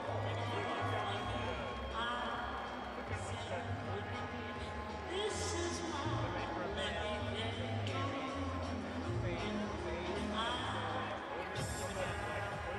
football fans, the best way to follow the Portland Thunder is on football.com. Stay informed by logging on today to find up to the second news, scores, and special features on the league's brightest stars. Log on today to see what's new with the AFL at arenafootball.com.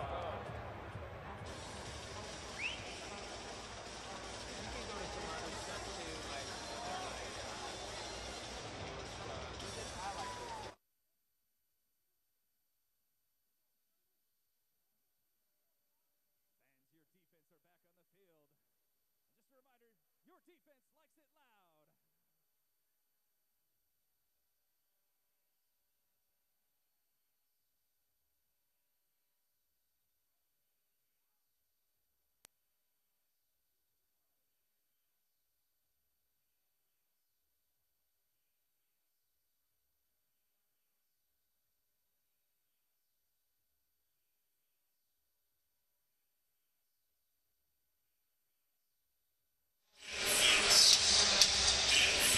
Welcome back to Portland, where the Thunder 18 points behind the Sabercats here in the third quarter. A reminder, the season premiere of Soccer City PDX here on CSN is coming up on Wednesday, June 3rd at 7:30 p.m. You can go behind the scenes with team captain Will Johnson of the Timbers. Check in with the Timbers Army home brew competition as well. That's coming up on Wednesday at 7:30. That's right up your alley, too, I'm sure. The homebrew competition? Oh, yeah, but by my sources tell me somebody I know is the star of that program, Dan. Who's that? You. No. I coordinate behind the scenes. You might see my face on camera occasionally, but then my sources are wrong. It's the soccer players and this culture that takes center stage on that show.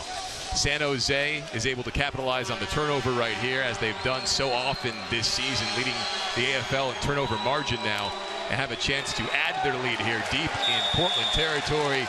The stuff, though, on the attempted run by Portland. Davis doing a great job to stuff that.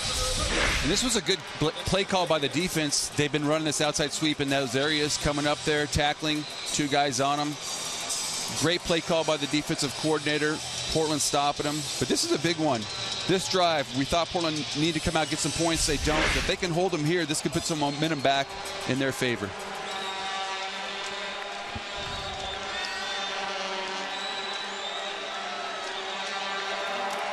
Meyer dropping back, looking far side to Gray, who's able to slide and make the catch. His fourth touchdown of the day. San Jose now up 39-15.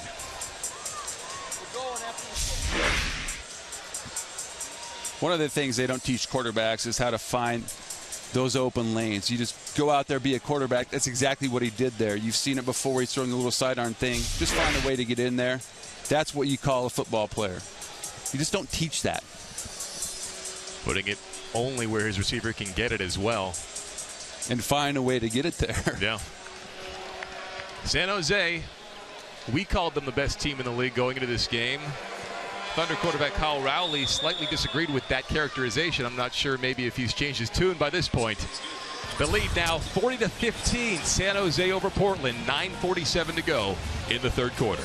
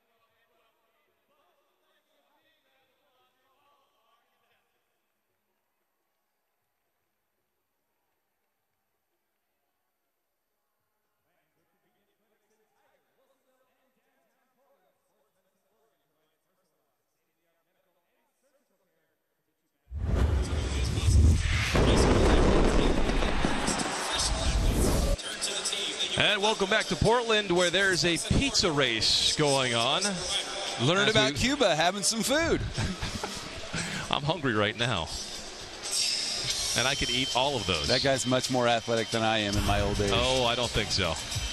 Well, the Thunder offense has been held down by the best defense in the league so far in this game. San Jose, 37 points per game they're giving up. That's better than a touchdown from the next team defensively in this league. Philadelphia giving up 46. So you knew that the order was tall, especially even though you've got a veteran quarterback. He's coming back into the fold. Yes, he played for the better part of 3 quarters last week in place of the injured Darren Thomas, as we've got a kickoff return, and the Thunder are off to the end zone for the score. Dwayne Brooks with his 3rd return for a touchdown this season.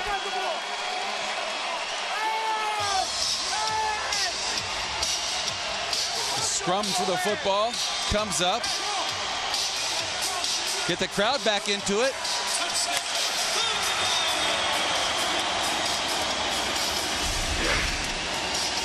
Keeping a play alive, going up the sideline. Breaks one tackle. Oh, his best Edwin Moses. Well, hurled up, and there he is in the end zone.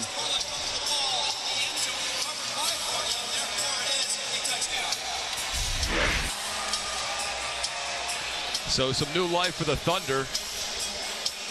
Something they desperately needed right there. A quick score. Don't even deal with the offense. Force them to settle and try and take a possession down the field. Just get it done on the kickoff. And there you see Brooks, his 3rd of the season. The extra point is up and good. Just when we're talking about Portland needing a momentum play, they dialed it up. Good play call on special teams, right? Call up the kickoff return for the touchdown. Works every time. Yeah, that's exactly what we ordered up. 40-22 now the score after the made extra point. Thunder defense is going to have to make some big plays this next drive. But boy, look at this. Oh, well, he just kind of half hurdled that. Not even a full hurdle.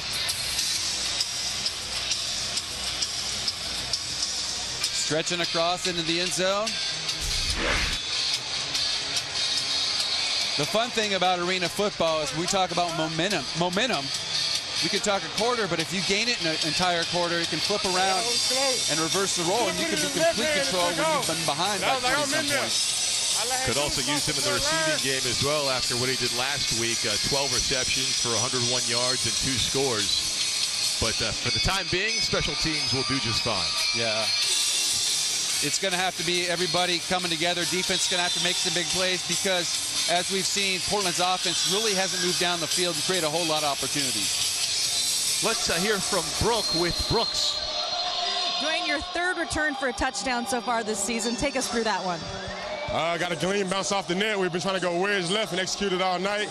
Finally got the edge here. Had a chance to turn the corner. It was me and the kicker. I can't lose that battle.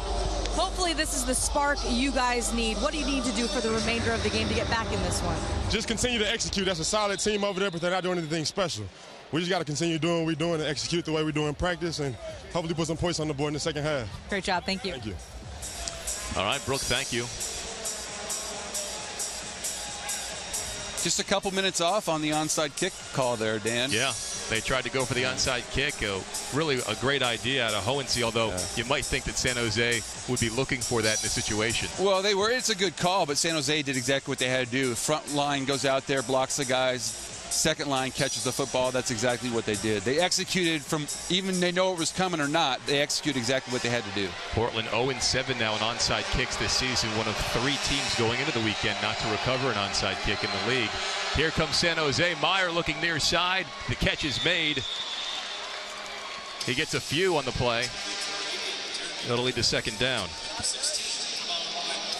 Somehow, Portland's defense has to disrupt the timing San Jose has on offense. Getting back there, getting set, and then when the ability for him to run around, Portland has to make big play on defense.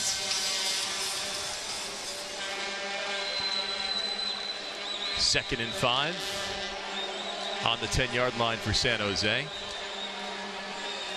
Meyer has some time, but it was a great opportunity up the middle that Bryce Pila couldn't quite cash in on. Big fan favorite here. Guy does everything that the team asked him to do. Reading the quarterback eyes, went back, played in there. Straight out of Western Oregon. You love to see kids out of the local areas coming up here and playing for the Portland Thunder. Yeah, leads the team in interceptions this season. Watch him 2. watching the quarterback eyes, gets his hand out there. Great play on his part. Was the MVP in week 3. As Meyer finally pressured and brought down. That's what you've been looking for, Josh. Yeah, absolutely. Getting some pressure on the outside, makes him step up. Casey Obi. Getting around on the tackle, then he comes up on the inside, forcing the inside. And a big fourth down, or big third down for Portland defense now at the 4th down. So 4th and 11 on the 16.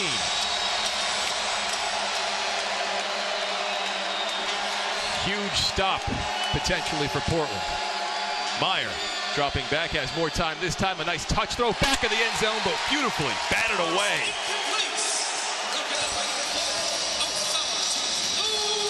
Osagi Odiasi with a great breakup. And the Thunder are on a roll. The rally is alive here, mid-third quarter, 40-22. San Jose with the 18-point lead.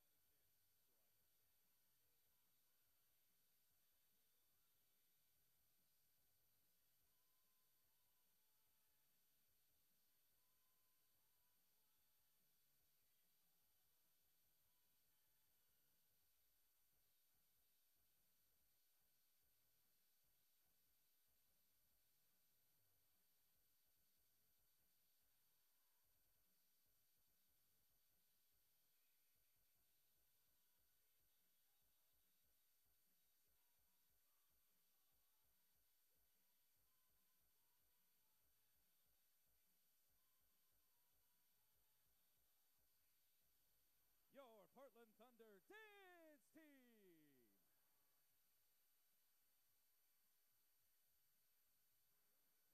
Fans, keep tabs on your favorite team in the Portland Tribune and online at portlandtribune.com, where award-winning journalists Steve Brandon, Terry Eggers, and Stephen Alexander provide detailed Portland Thunder coverage each week during the season. And your Thunder nightly notes inserted in the paper the Thursday before every home game. Tribune, a proud member of Pamplin Media Group, Oregon's largest source of local news.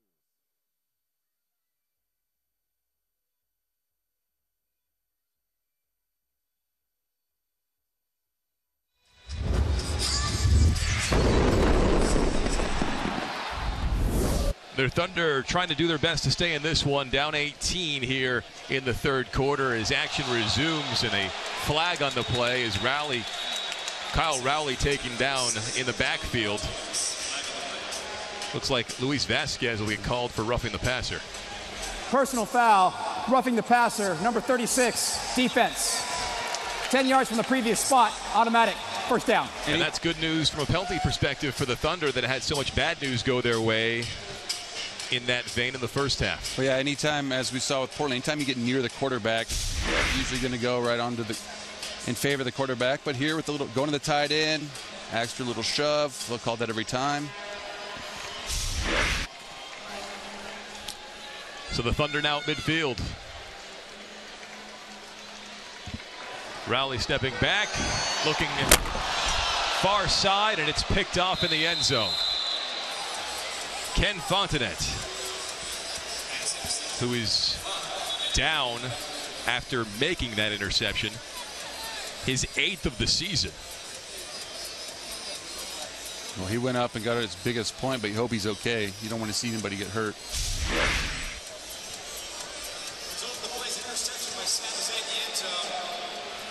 Fontenette hits the boards hard with both knees, maybe as he was brought down awkwardly.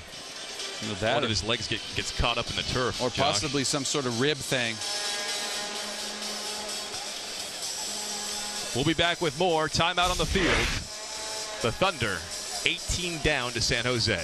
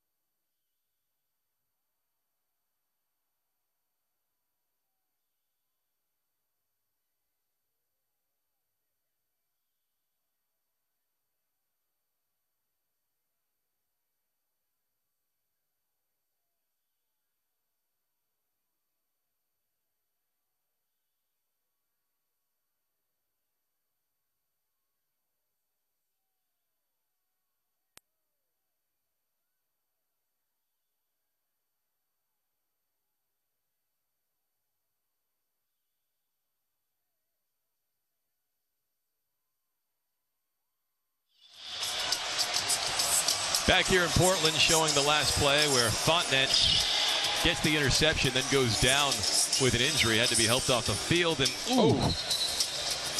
going right into our camera probably didn't help things. Yeah, right. And is JP okay? Well, he's tough. There we go. We got the thumbs up. Yeah. Don't get in his area. Nice job, JP, sticking with it. Hanging in there. And we'll get an update on Fontenette as well, as San Jose now has the football backed up in their own territory. The outlet to Jeremy Kelly picks up a few. Get him out of their end zone, give him some more field to work with, allow him to try to do some different things. But you have to be very impressed with what San Jose's done. They had a couple early mistakes early on in the game, but seamless after that. And that's the thing with San Jose, with their defense leading the AFL in interceptions this season. When you don't turn the ball over and you commit the fewest interceptions while gaining the most, that's what it's all about in this game. Nice pass once again to Kelly, who drags his man down to midfield. Kelly's been all over the place this game. And the other thing you really look at is Kelly's not your typical, ideal receiver. Guy's 6'6", 230 pounds. That's a hard matchup for defensive backs in the Arena Football League when you put a guy out that big in this small type of area. Here at the Moda Center, 4:48 to go in the third quarter. San Jose Sabercats leading the Portland Thunder 40-22. Dan Sheldon, Josh Wilcox here with you on the call. It's the AFL on CSN. Sabercats driving at midfield. Meyer looking near side. That ball's picked off by the Portland Thunder. Damon Glanton coming down with it.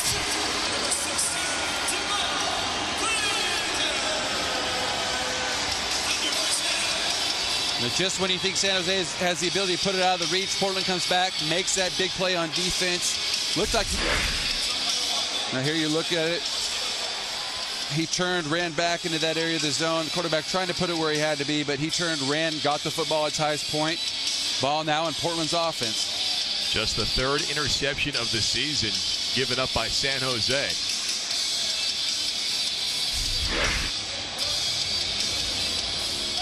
So it washes away, in some respect, a miscue. As the Thunder were previously trying to score, they'll try and get those points back here. That's where to work. That's where to get in the right spot. Hey, let's make sure we communicate. And we've got a change at quarterback for the Thunder. The throw is to number 15.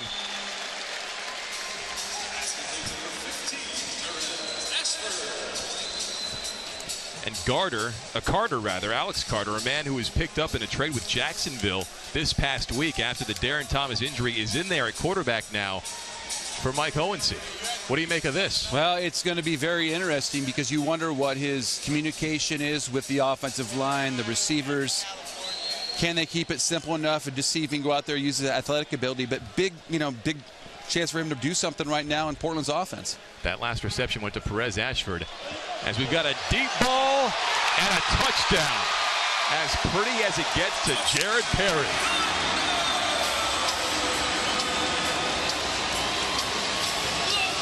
I'm guessing this is why he went with the change at quarterback. Create some sort of big plays. Mike Hohensee told us before this game that he really likes Alex Carter. Had him in camp when he was coaching in Iowa and kept tabs on him along the way. Thought he might be useful at some point in his career, and sure enough, he's come in with a great throw for the touchdown.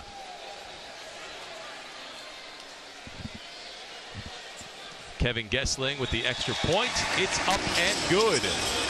And the Thunder are right back in this ball game.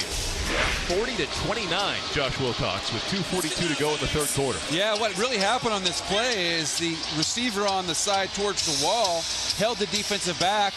That receiver in the middle got his open field. That DB couldn't close back and turn around. Quarterback took it exactly where you have to do.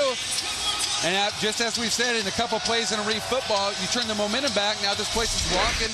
Portland a chance to go down on defense, stop San Jose, and get the football back. Alex Carter, 6'2", 215 out of Western Michigan. Again, was in Jacksonville before the trade at midweek to help give some depth for the Thunder after losing Darren Thomas, and he's providing more than depth. He's now perhaps providing the way to get back in this game. Well, you wonder if they're very familiar, coach and player, from the same type of terminology. It's going to be easier transition if he came in here and understands the terminology. Again, keep things real simple, but first two plays looked very well, and that's why the coaches make all the big bucks, make those type of decisions, right? And when it works out, you always look like a genius. It worked out well in that sequence. Brooke, let's head down to her. She's with the new quarterback. Alex, you didn't really waste much time getting in there and finding the end zone. No nerves, it seems. I mean, there's always nerves, but I got a great group of guys. He ran a great route, getting good protection. So when all those come together, you know, it works out. Before the game, Coach Hohensee told us about, of course, he knows you. He's known you for a very long time. He had a feeling you guys would get back together at some point. Nice that he has that confidence in you. Yeah, I mean, when I first came out as a rookie, I was with Coach Ho and really loved the system. And unfortunately, with the roster and everything, he couldn't keep me that year. But was chomping at the bit, wanted to get back with him because I really love the system. All right, keep it up. Thank you so much. Thank you, Brooke. Reggie Gray with a delay as the ball bounced off the iron. Kind of messed up the Thunder coverage. Gray found a seam and got in deep into Thunder territory on that return. Yeah, a little bit of delay. Brings that left side of the kick team down, creates that wall on the outside. And while you always want those and you think you're going to go there and get them in the end zone, if you don't, the potential for big plays, as we saw there, is huge.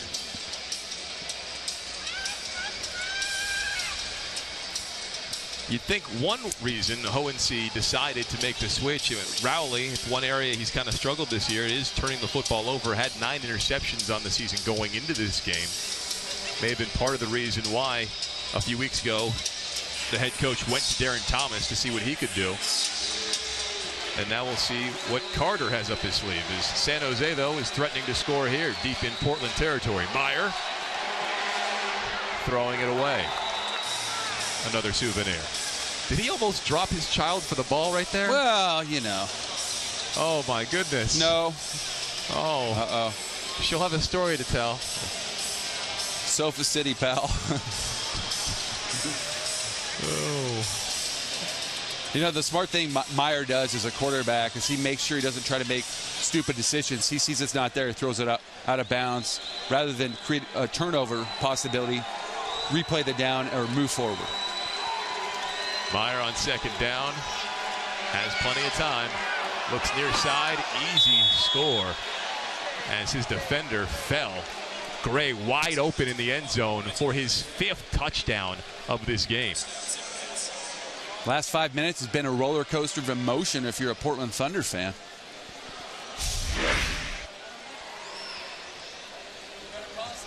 It looked like there was incidental contact. Some contact there. So we had 5 touchdowns last week. 5 more today. He's on a tear. Yeah.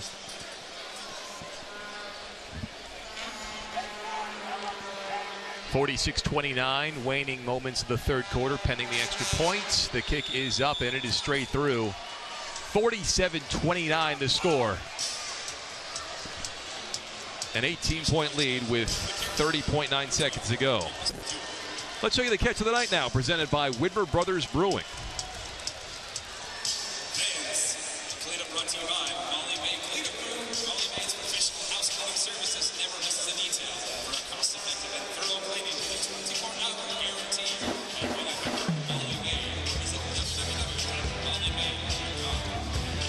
The catch of the game, of course, happening moments ago here in the third quarter as Alex Carter enters the ball game and throws it deep for the score to Jared Perry.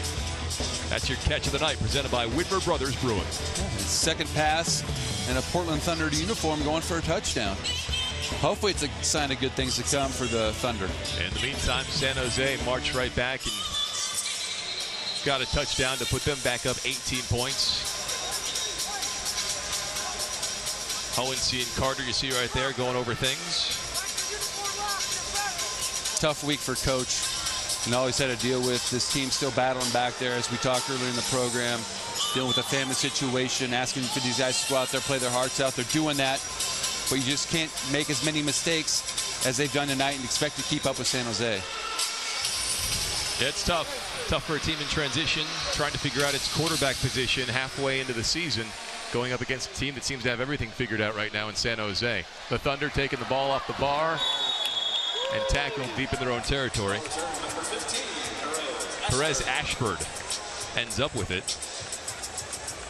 Usually situations that occur like that, where you're trying to figure out your way, or luck's really not going with you on, off the field, or injuries, usually translate to on the field. So the ball might now bounce your way, where San Jose, ball might bounce their way. They might get some more calls.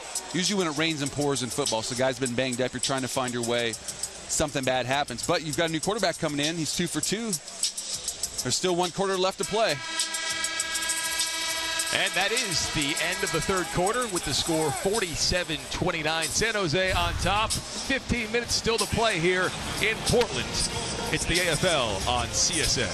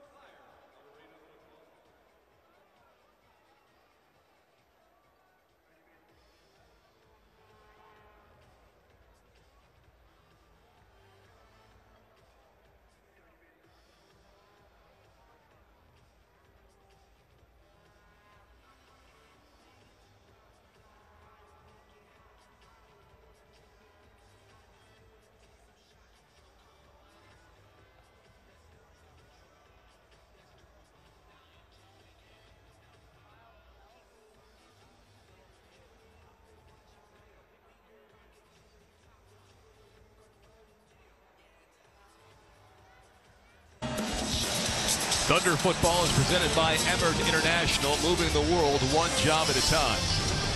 And by Office Furniture Direct, Portland's most respected office furniture dealer.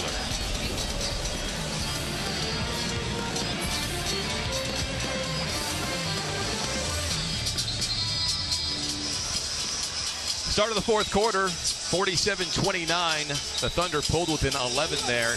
Late in the third, behind a new quarterback, Alex Carter, who we're seeing for the first time in a Thunder uniform, picked up in a trade midweek with Jacksonville to a really for depth purposes we thought initially, but then we talked to the coach before the game began, and he said, no, this is a kid that we believe strongly in and what he can do, and we'll see what he can do in his second drive of the game. Carter over the middle, finds his man. Second drive after what, not even 2 days here. Dan, you know, you're looking at this coming in there. But as a coach in this situation, you just keep it real simple. Ask them to go out there and try to make some plays. So a quick first down to open this drive, as the clock is not Portland's friend here. Down 18.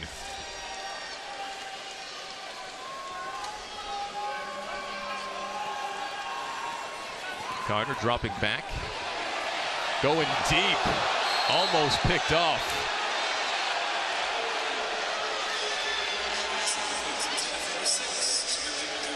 Looked like a little bit of contact. Yeah, Jared Perry and Ken Fontanet. With the crowd's up in arms about. Let's see here. Yeah, Fontanet had some initial contact though, but you could argue he was going for the football. Yeah.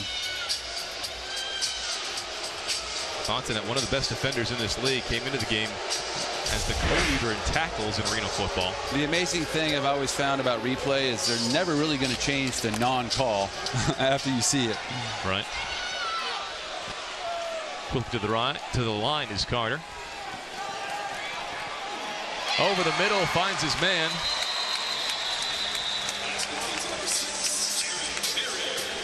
He and Jared Perry off to a good start, at least as a connection. Yeah. Early on, that's his favorite target. Getting in rhythm with the guy. The thing you have to watch out for here is maybe some, quarterback center exchanges, timing with the wide receivers, trying to get the play call on a guy who's only been here 2 days. How does all those things work from guys who are used to knowing the play call, automatically getting in there and getting the line of scrimmage and going? So another first down.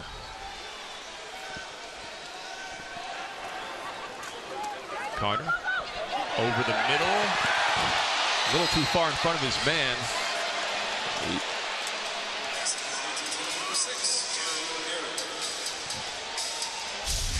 See exactly where he put this one, but he put it where he needed to go. Oh. Yeah. That was actually a great throw. That was in arena football. You have great expectations on these receivers to come down with those one-handed grabs. Well, yeah, anywhere. You put that exactly right over the DB. Did he have a hand on him? But a great throw. Can't say enough about a quarterback who's only been here a couple days, coming in here in the, right at the end of the third quarter and having control of this offense and this team, moving them down the field. It's been impressive. Carter doesn't like what he sees and calls timeout at the line of scrimmage. 2nd and 10 with the ball on the 21.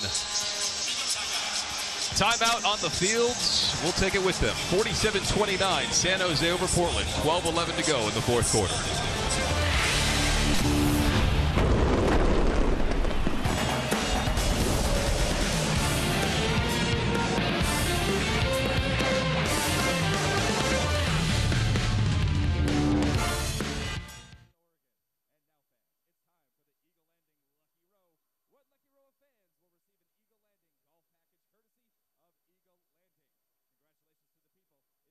Section 106, Row D. You've won yourself a golf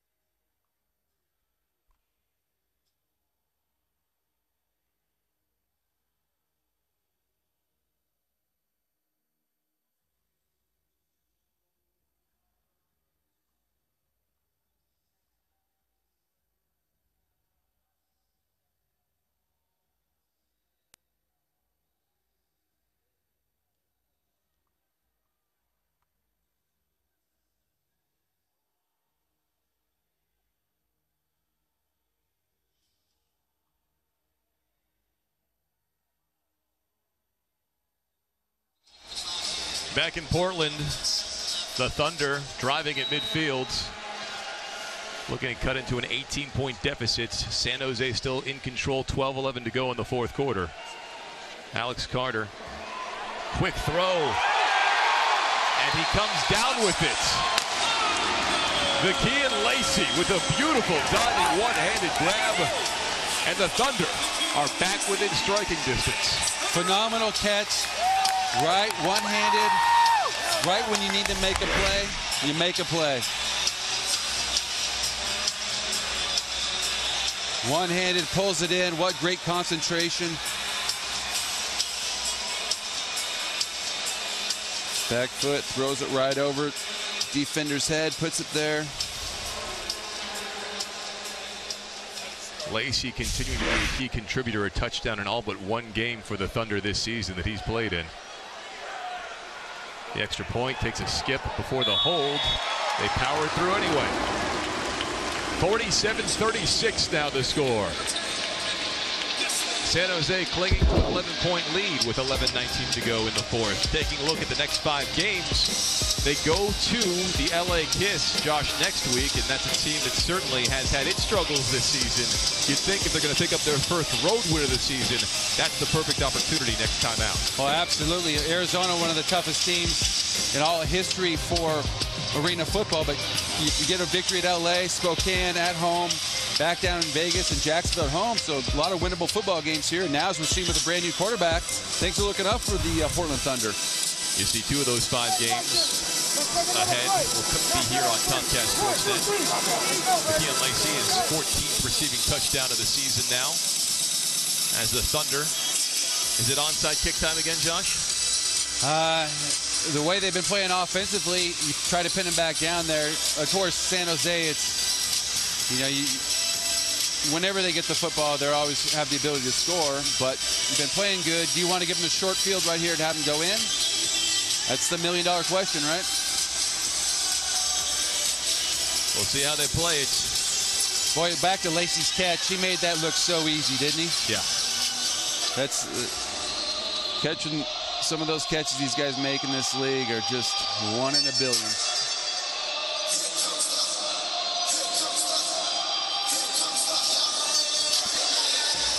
Here comes the kick from Gessling, and it's away and deep. Off the mesh and into the hands of Reggie Gray. Gray dangerous, but brought down nicely and cleanly.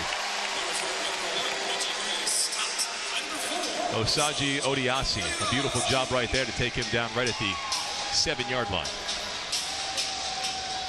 In those last plays, touchdowns Gray scored, he seemed to be a little bit gimpy on one of those legs he has. That could be something going here in the fourth quarter if Portland can get back offensively, get some momentum going.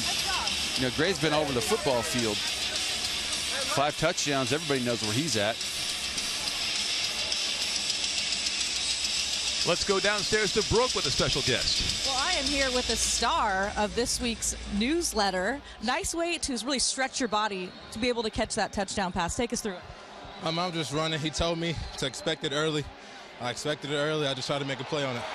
Let's talk about Alex Carter. You just kind of met the guy, and he's very accurate so far, very efficient. You like what you see? I'm loving it. That's what he showed in practice.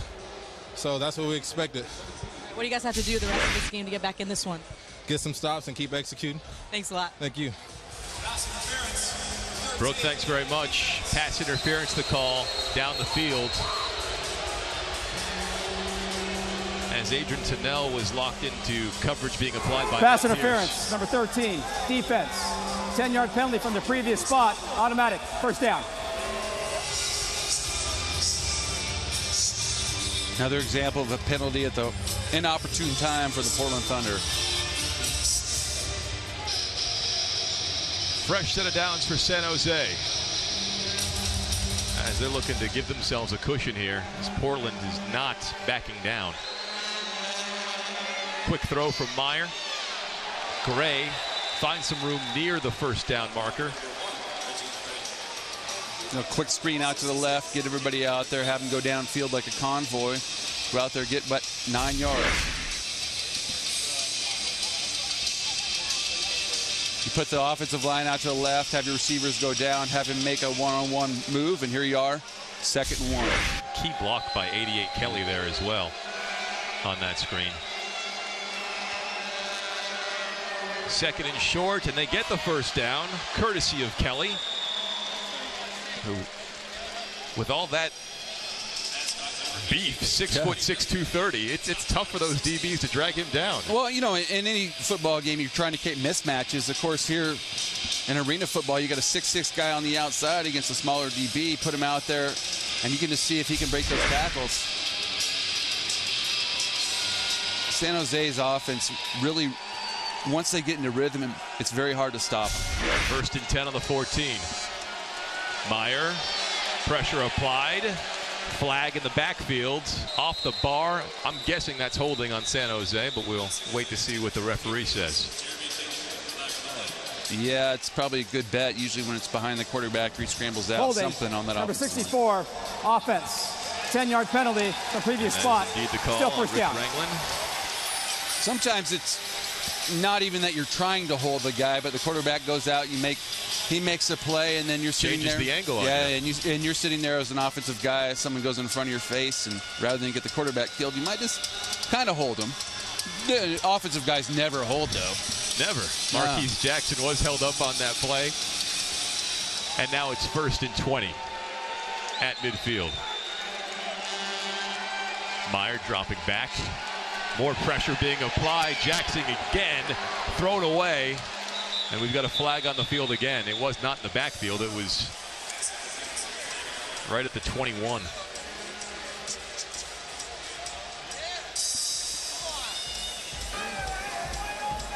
Illegal defense, number 66, outside rush. 5-yard penalty from the previous spot, automatic, first down. You got to be careful the way you rush in this league. The MAC linebacker is allowed to rush. Well, it looks like in that instance there, he got outside of the lane where the defensive end came in, so they call that sort of illegal defense, trying to stay in the middle. And again, we've been talking about the Portland defense having to create pressure on the San Jose offense, because if you allow the quarterback time to sit back in there, he can pick you apart. MAC linebacker can rush, but it has to be an inside rush. And here we go. San Jose marching down the field now. Adrian Tennell picks up solid yardage to get inside the 15. Throughout the entire game, San Jose has gone down the field, taking what the defense gives them, and then when they find the opportunity for that big play, they've been able to convert, especially in the red zone. They've been tremendous here in the red zone on the offensive end of the football.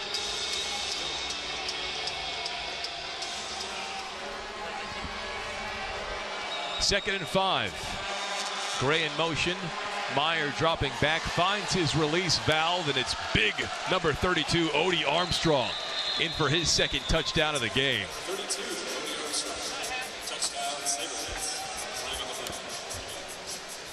We do have a flag down.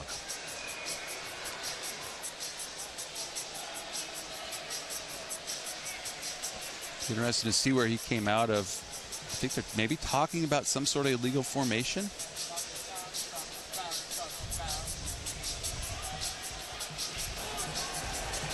Pass interference, number 1.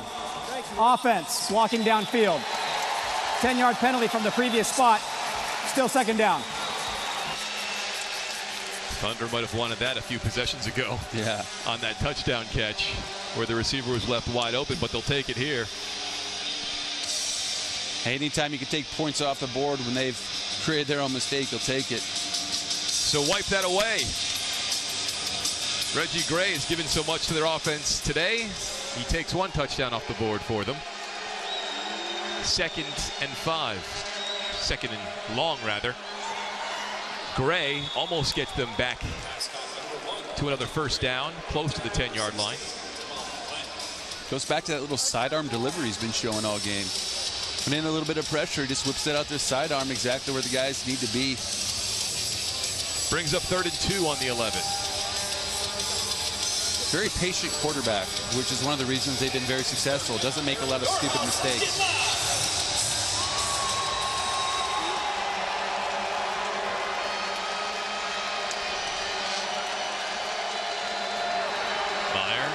Surveys far side. It's Gray again. He's tackled, but it looks like a first down.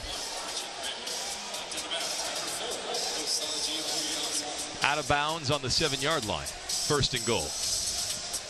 When you talk about outdoor football or 11-on-11, everybody always talks about passing windows for the quarterback. Well, passing windows in arena football are probably like the little side windows you have on your car that never roll down. You have to try to squeeze them through there, and that's the difficulty. What you're seeing Meyer do down in this entire game has been very impressive.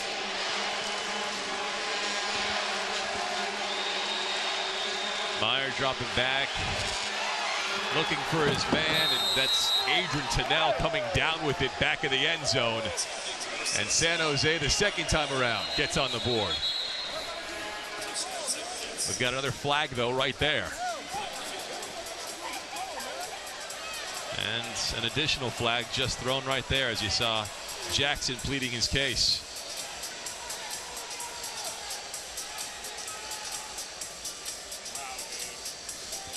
Usually that means there's something that was probably said that wasn't good. It was on the mics.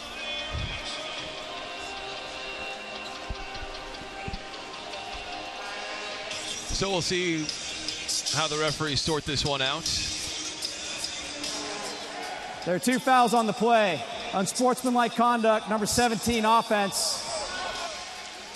Unsportsmanlike conduct, number 7 of the defense. Those penalties will offset. The result of the play is a touchdown. All right, so both penalties coming after the play was complete. Touchdown for San Jose. Quarterback sliding out, little pass right over the middle. First flag went on Tennell. Maybe that was taunting right there. Yeah. As he spun it right in front of his defender.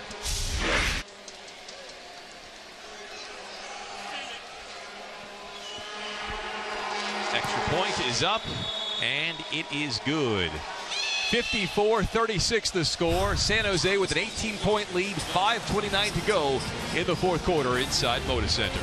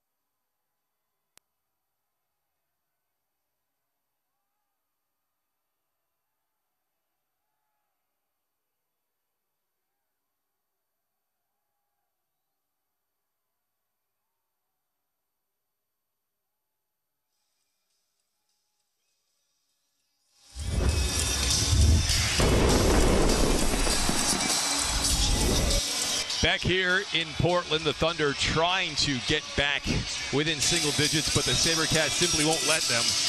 They keep applying the pressure every time Portland mounts a comeback. Yeah, every time you think Portland's going to break through, get some momentum back on their side, San Jose turns around, takes the football down the field, takes back control of the football game, and Could be another reason why they're undefeated this season, too. Could very well be the class of the AFL. The last time San Jose began a season 9-0, the only other time they went on to win the Arena Bowl in 2002. Kickoff by San Jose. Taken back. Portland looking to make something happen again on special teams. Dwayne Brooks returned a kick earlier in this game for a touchdown. He'd love nothing more to jumpstart another comeback with another score, but ends up going down to the 23-yard line. You don't want to go out there and try to make too much happen because you could, fumble the football away or create your own mistake. But here he did a good job. Now they get a penalty tacked on and see what they can do with 5 minutes left. And this was a penalty that occurred on that previous touchdown that I believe they tacked on after the offsetting penalties, and we're going to assess after the kickoff. Yeah, it was after the PAT, I believe. Right. Or during or...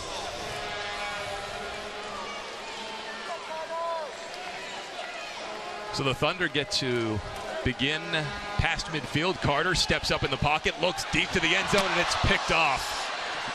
Picked off.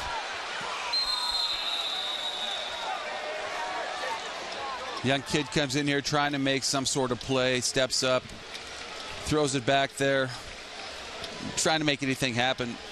You got to give him a lot of credit for coming in here 2 days and trying to get this team going. And this kind of, when you're down like that, trying to make a play, this is usually what the end result is. Timeout on the field as San Jose takes control once again, up 18 with 4:49 to go in the fourth quarter.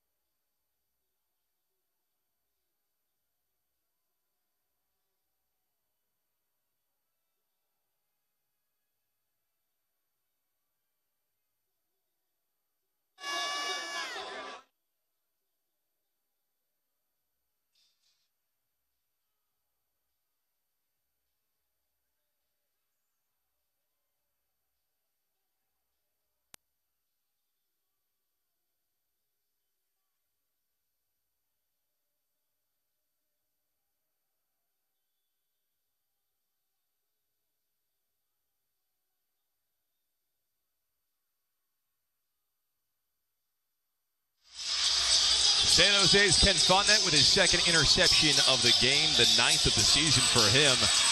Portland Thunder quarterbacks have thrown 3 interceptions in this game now, and San Jose tops in the league at turning you over, tops in turnover margin. You can't keep giving the ball away like that. No, especially against a team that knows how to convert and score points on offense like San Jose. Meyer, quick throw to Kelly. He picks up 1, maybe 2.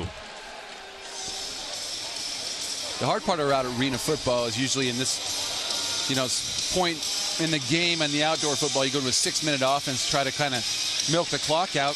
In arena football, you really don't have that luxury. You try to make plays, milk out the clock a little bit, but as you know, you get down to a minute, you can't kneel on the football. Yes, my favorite rule that you don't like so much. Oh, keeps them going. Meyer, flags fly. catch once again by Kelly. One of the reasons that San Jose is very successful in the passing game is because what you see their receivers do is coming back through the football. Offsides, number 11. We've seen that a lot in this Defense. game. Receivers That coming back penalties to the decline. football. Result of Means the they're play. running down, running First their down. route, and the quarterback's putting it right there. If you don't keep coming back to it, that allows the defenders usually a chance to get in there. So those tight windows, them coming back, creates an opportunity for the quarterback to throw it in there. You can use that next time you're out in the playing some street ball, Dan. I will, Josh. Yeah. Thank you for the tip. Just don't push off. Less than 3.5 to go in this one. Time ticking away on a Portland Thunder comeback as San Jose looking to methodically milk this clock with short passes to the outside after getting that first down on the previous play. Little short passes out there, keep the clock going, get a couple yards, and keep going. And as we mentioned earlier, time of possession, not San Jose's game. They're usually off and running. Have possession of the football for the least amount of time in this league, generally speaking.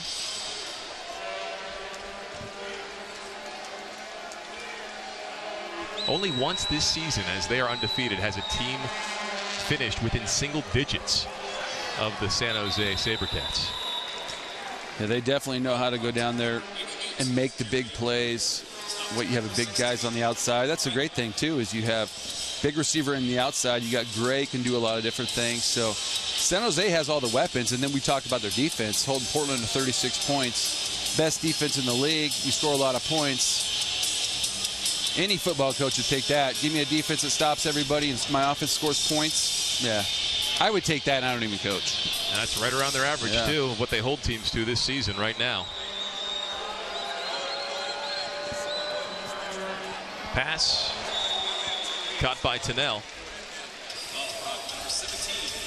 Very efficient. Go down there, dink and dunk, find the big play. It's a smart, disciplined football team. And that's why you can see they're very, that's why they don't have a donut, or that's why they have a donut in that loss column.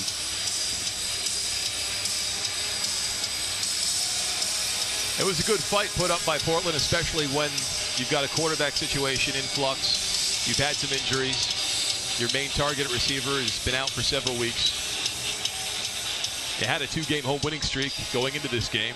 3-1 overall at home this season going into this one. Yeah. Timeout by San Jose.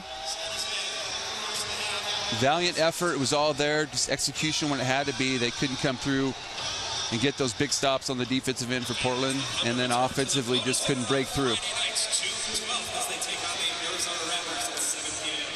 Minute 20 to go. If you're Mike Hohensee, I imagine once you get the ball, it's onside kicks from here on out. Oh, yeah. Trying to make big plays. But, as much as you don't want to lose football games, and it's been a tough week for Portland, some positives is they left it all on the field.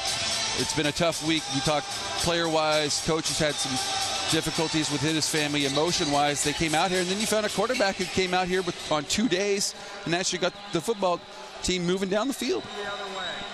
And even though they're 3-5 right now, potentially going to 3-6 is San Jose, and Meyer making something happen for the first down before he gets tackled out of bounds. You look at when Hohensee won the Arena Bowl title back in 06 with Chicago, they actually started that season 5-9 before winning the final 6 games of their season to take home the title. Yeah, so you never know in this league what can happen down the stretch. 18-point lead for San Jose. We've hit the 1-minute warning here in Portland.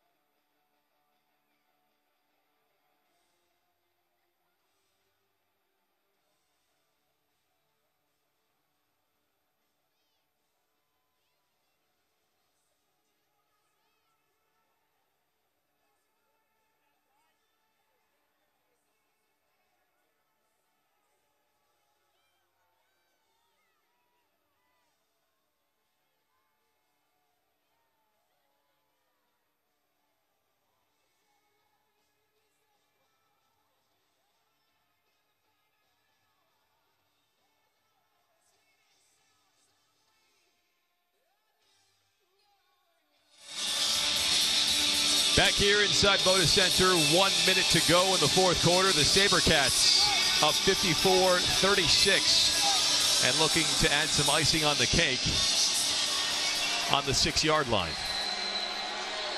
First and goal. The handoff around the outside. Before he gets tackled, it's Tennell.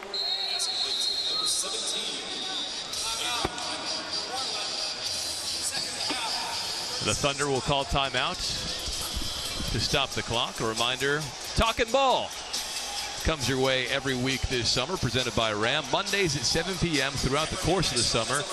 Talkin' Ball brings experts to the table for their insight and opinion on the week's biggest stories. Topics from the NBA Finals to the draft, Summer League still ahead, the Timbers, Major League Baseball, Oregon and Oregon State, everything happening with the baseball teams right now, softball.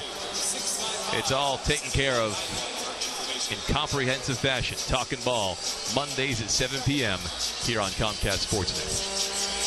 You guys don't cover lawn darts? We've got lawn darts as well. Okay. We've got you covered. Whatever you do, we've got you covered during the summer. We aren't picky, trust me.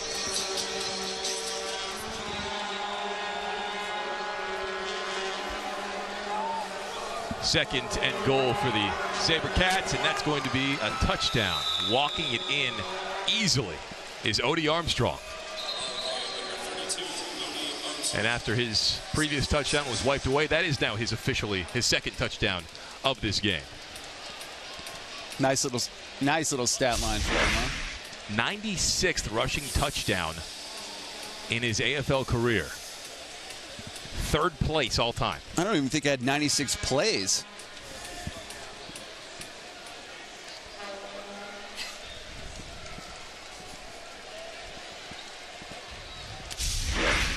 We await the extra point. Whistled.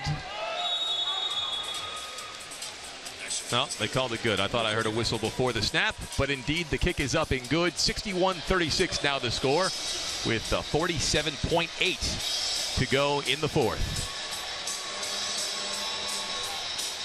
It's going to look like a blowout, and of course, certainly, it became a blowout late.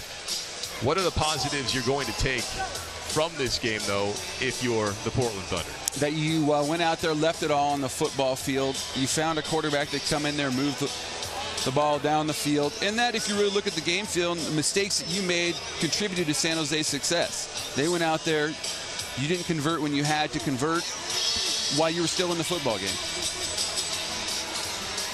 You come in here and you beat a team that had won 3 of 4 at home so far this season, and certainly they're on their way and looking like the class of the AFL, San Jose, this year. And still one more to play against the Sabercats for the Thunder yet this season. They play 3 times inside their division.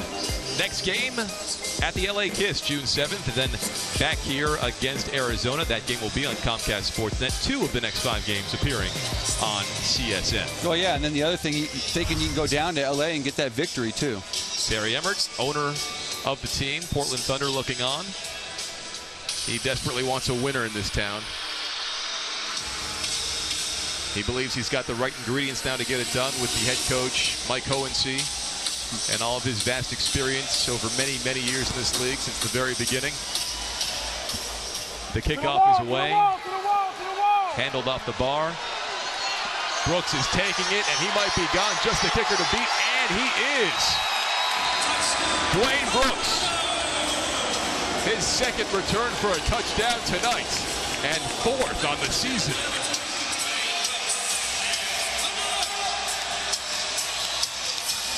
Great play by him going back there. Play till the final clock says 0-0-0.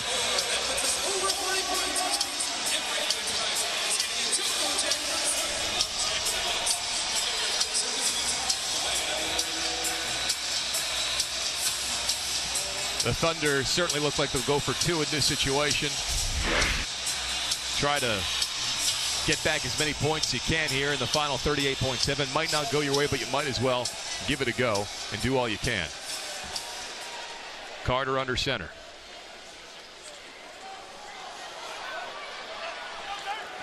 Carter looking. Lots of pressure. Evades one tackler, evades a second, but cannot evade a third as he gets brought down. 61-42 will remain the score with 38.7 to go. Great play. Going across the field. Guys never want to get tackled by the kicker.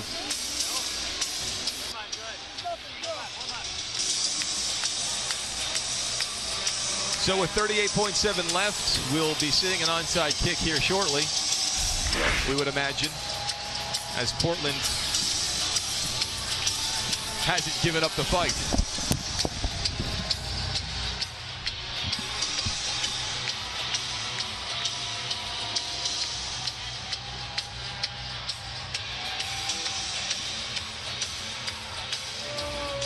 Interesting to see going forward what happens with this quarterback situation. You imagine that Alex Carter is now your man for the Thunder, and Kyle Rowley once again relegated to a spectator position and to be ready in case he is needed.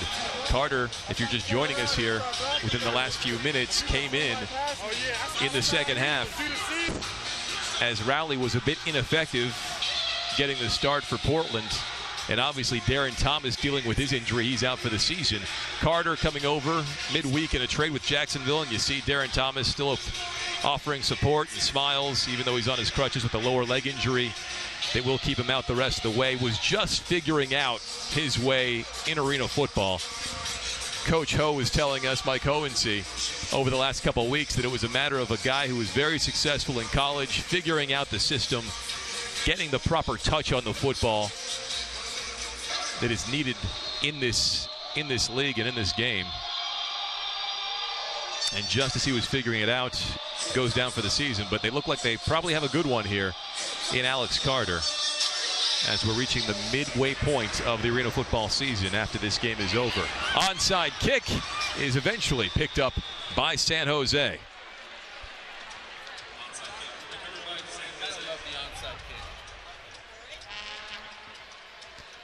Let's go downstairs where Brooke is standing by with Darren Thomas. Darren, of course, such a blow to this team and to you when you got injured last week. How are you feeling so far? I'm feeling all right. We haven't got the whole look on what's really going on, so just staying hopefully, keeping the hope alive. Lower leg injury, is that what it is called so far? And what do you think for the rest of the season? Oh, yeah, I injured my left leg. Right now I'm week to week, so we got to see what the doctors say. Really haven't really got the clear MRI yet of really what's going on. So I know sitting back and watching it is difficult for you. You'd love to be out there. What do you think of the newest quarterback, the newest addition, Alex Carter, what you've seen from him? I think Alex he's a guy like me. He's a guy that's been around the AFL. He's just looking for an opportunity to play. I think today he gave the coach a little eye-opener that he can play the ball in the AFL. Well, it's nice for me to see you carrying around this football. You just can't put it down even when you're injured, can you? Oh, no, this is actually a good-look football from Brooks. He got two from my roommate, so it's a good look on him. All right, nice to see you. We hope to see you back sooner than later. Thank you. All right, Brooke, thank you. A little breaking news. Darren Thomas, everything we've been told, and maybe it's wishful thinking on Thomas's part, that he potentially could come back this season. But when the injury occurred and the release came out midweek about the update on his condition, it was, for all intents and purposes, a season-ending injury. We'll see if that's indeed the case here in the weeks ahead. To go out there and play football, right? That's the hard part. Absolutely. They're running out the clock now is San Jose. And Portland is fine at this point, allowing them to do so. Holstering their final timeouts. Good victory on the road for San Jose. Portland want to do better than that, but things are much brighter than maybe people would think for the Portland Thunder going forward. Time winding down, and the final score as the buzzer sounds, 61-42. San Jose getting the victory over the Portland Thunder. What are you left with when it's all said and done here, Josh? Well, that San Jose really knows how to win football games, and at the same time, like I said, I've been harping on Portland Thunder looking much better than they did a year ago. Put it all together, they can go out there, they compete with San Jose, you just can't make mistakes. Well, the Portland Thunder fall to 3-6. The San Jose Sabercats now 10-0 on the season and looking like, very much like the title contender they were going into this matchup. Mike Hohensee and crew couldn't quite get it done, but it was a great fight and perhaps a great quarterback for the future moving forward. For Josh Wilcox and the rest of our CSN crew, I'm Dan Sheldon saying so long from Portland.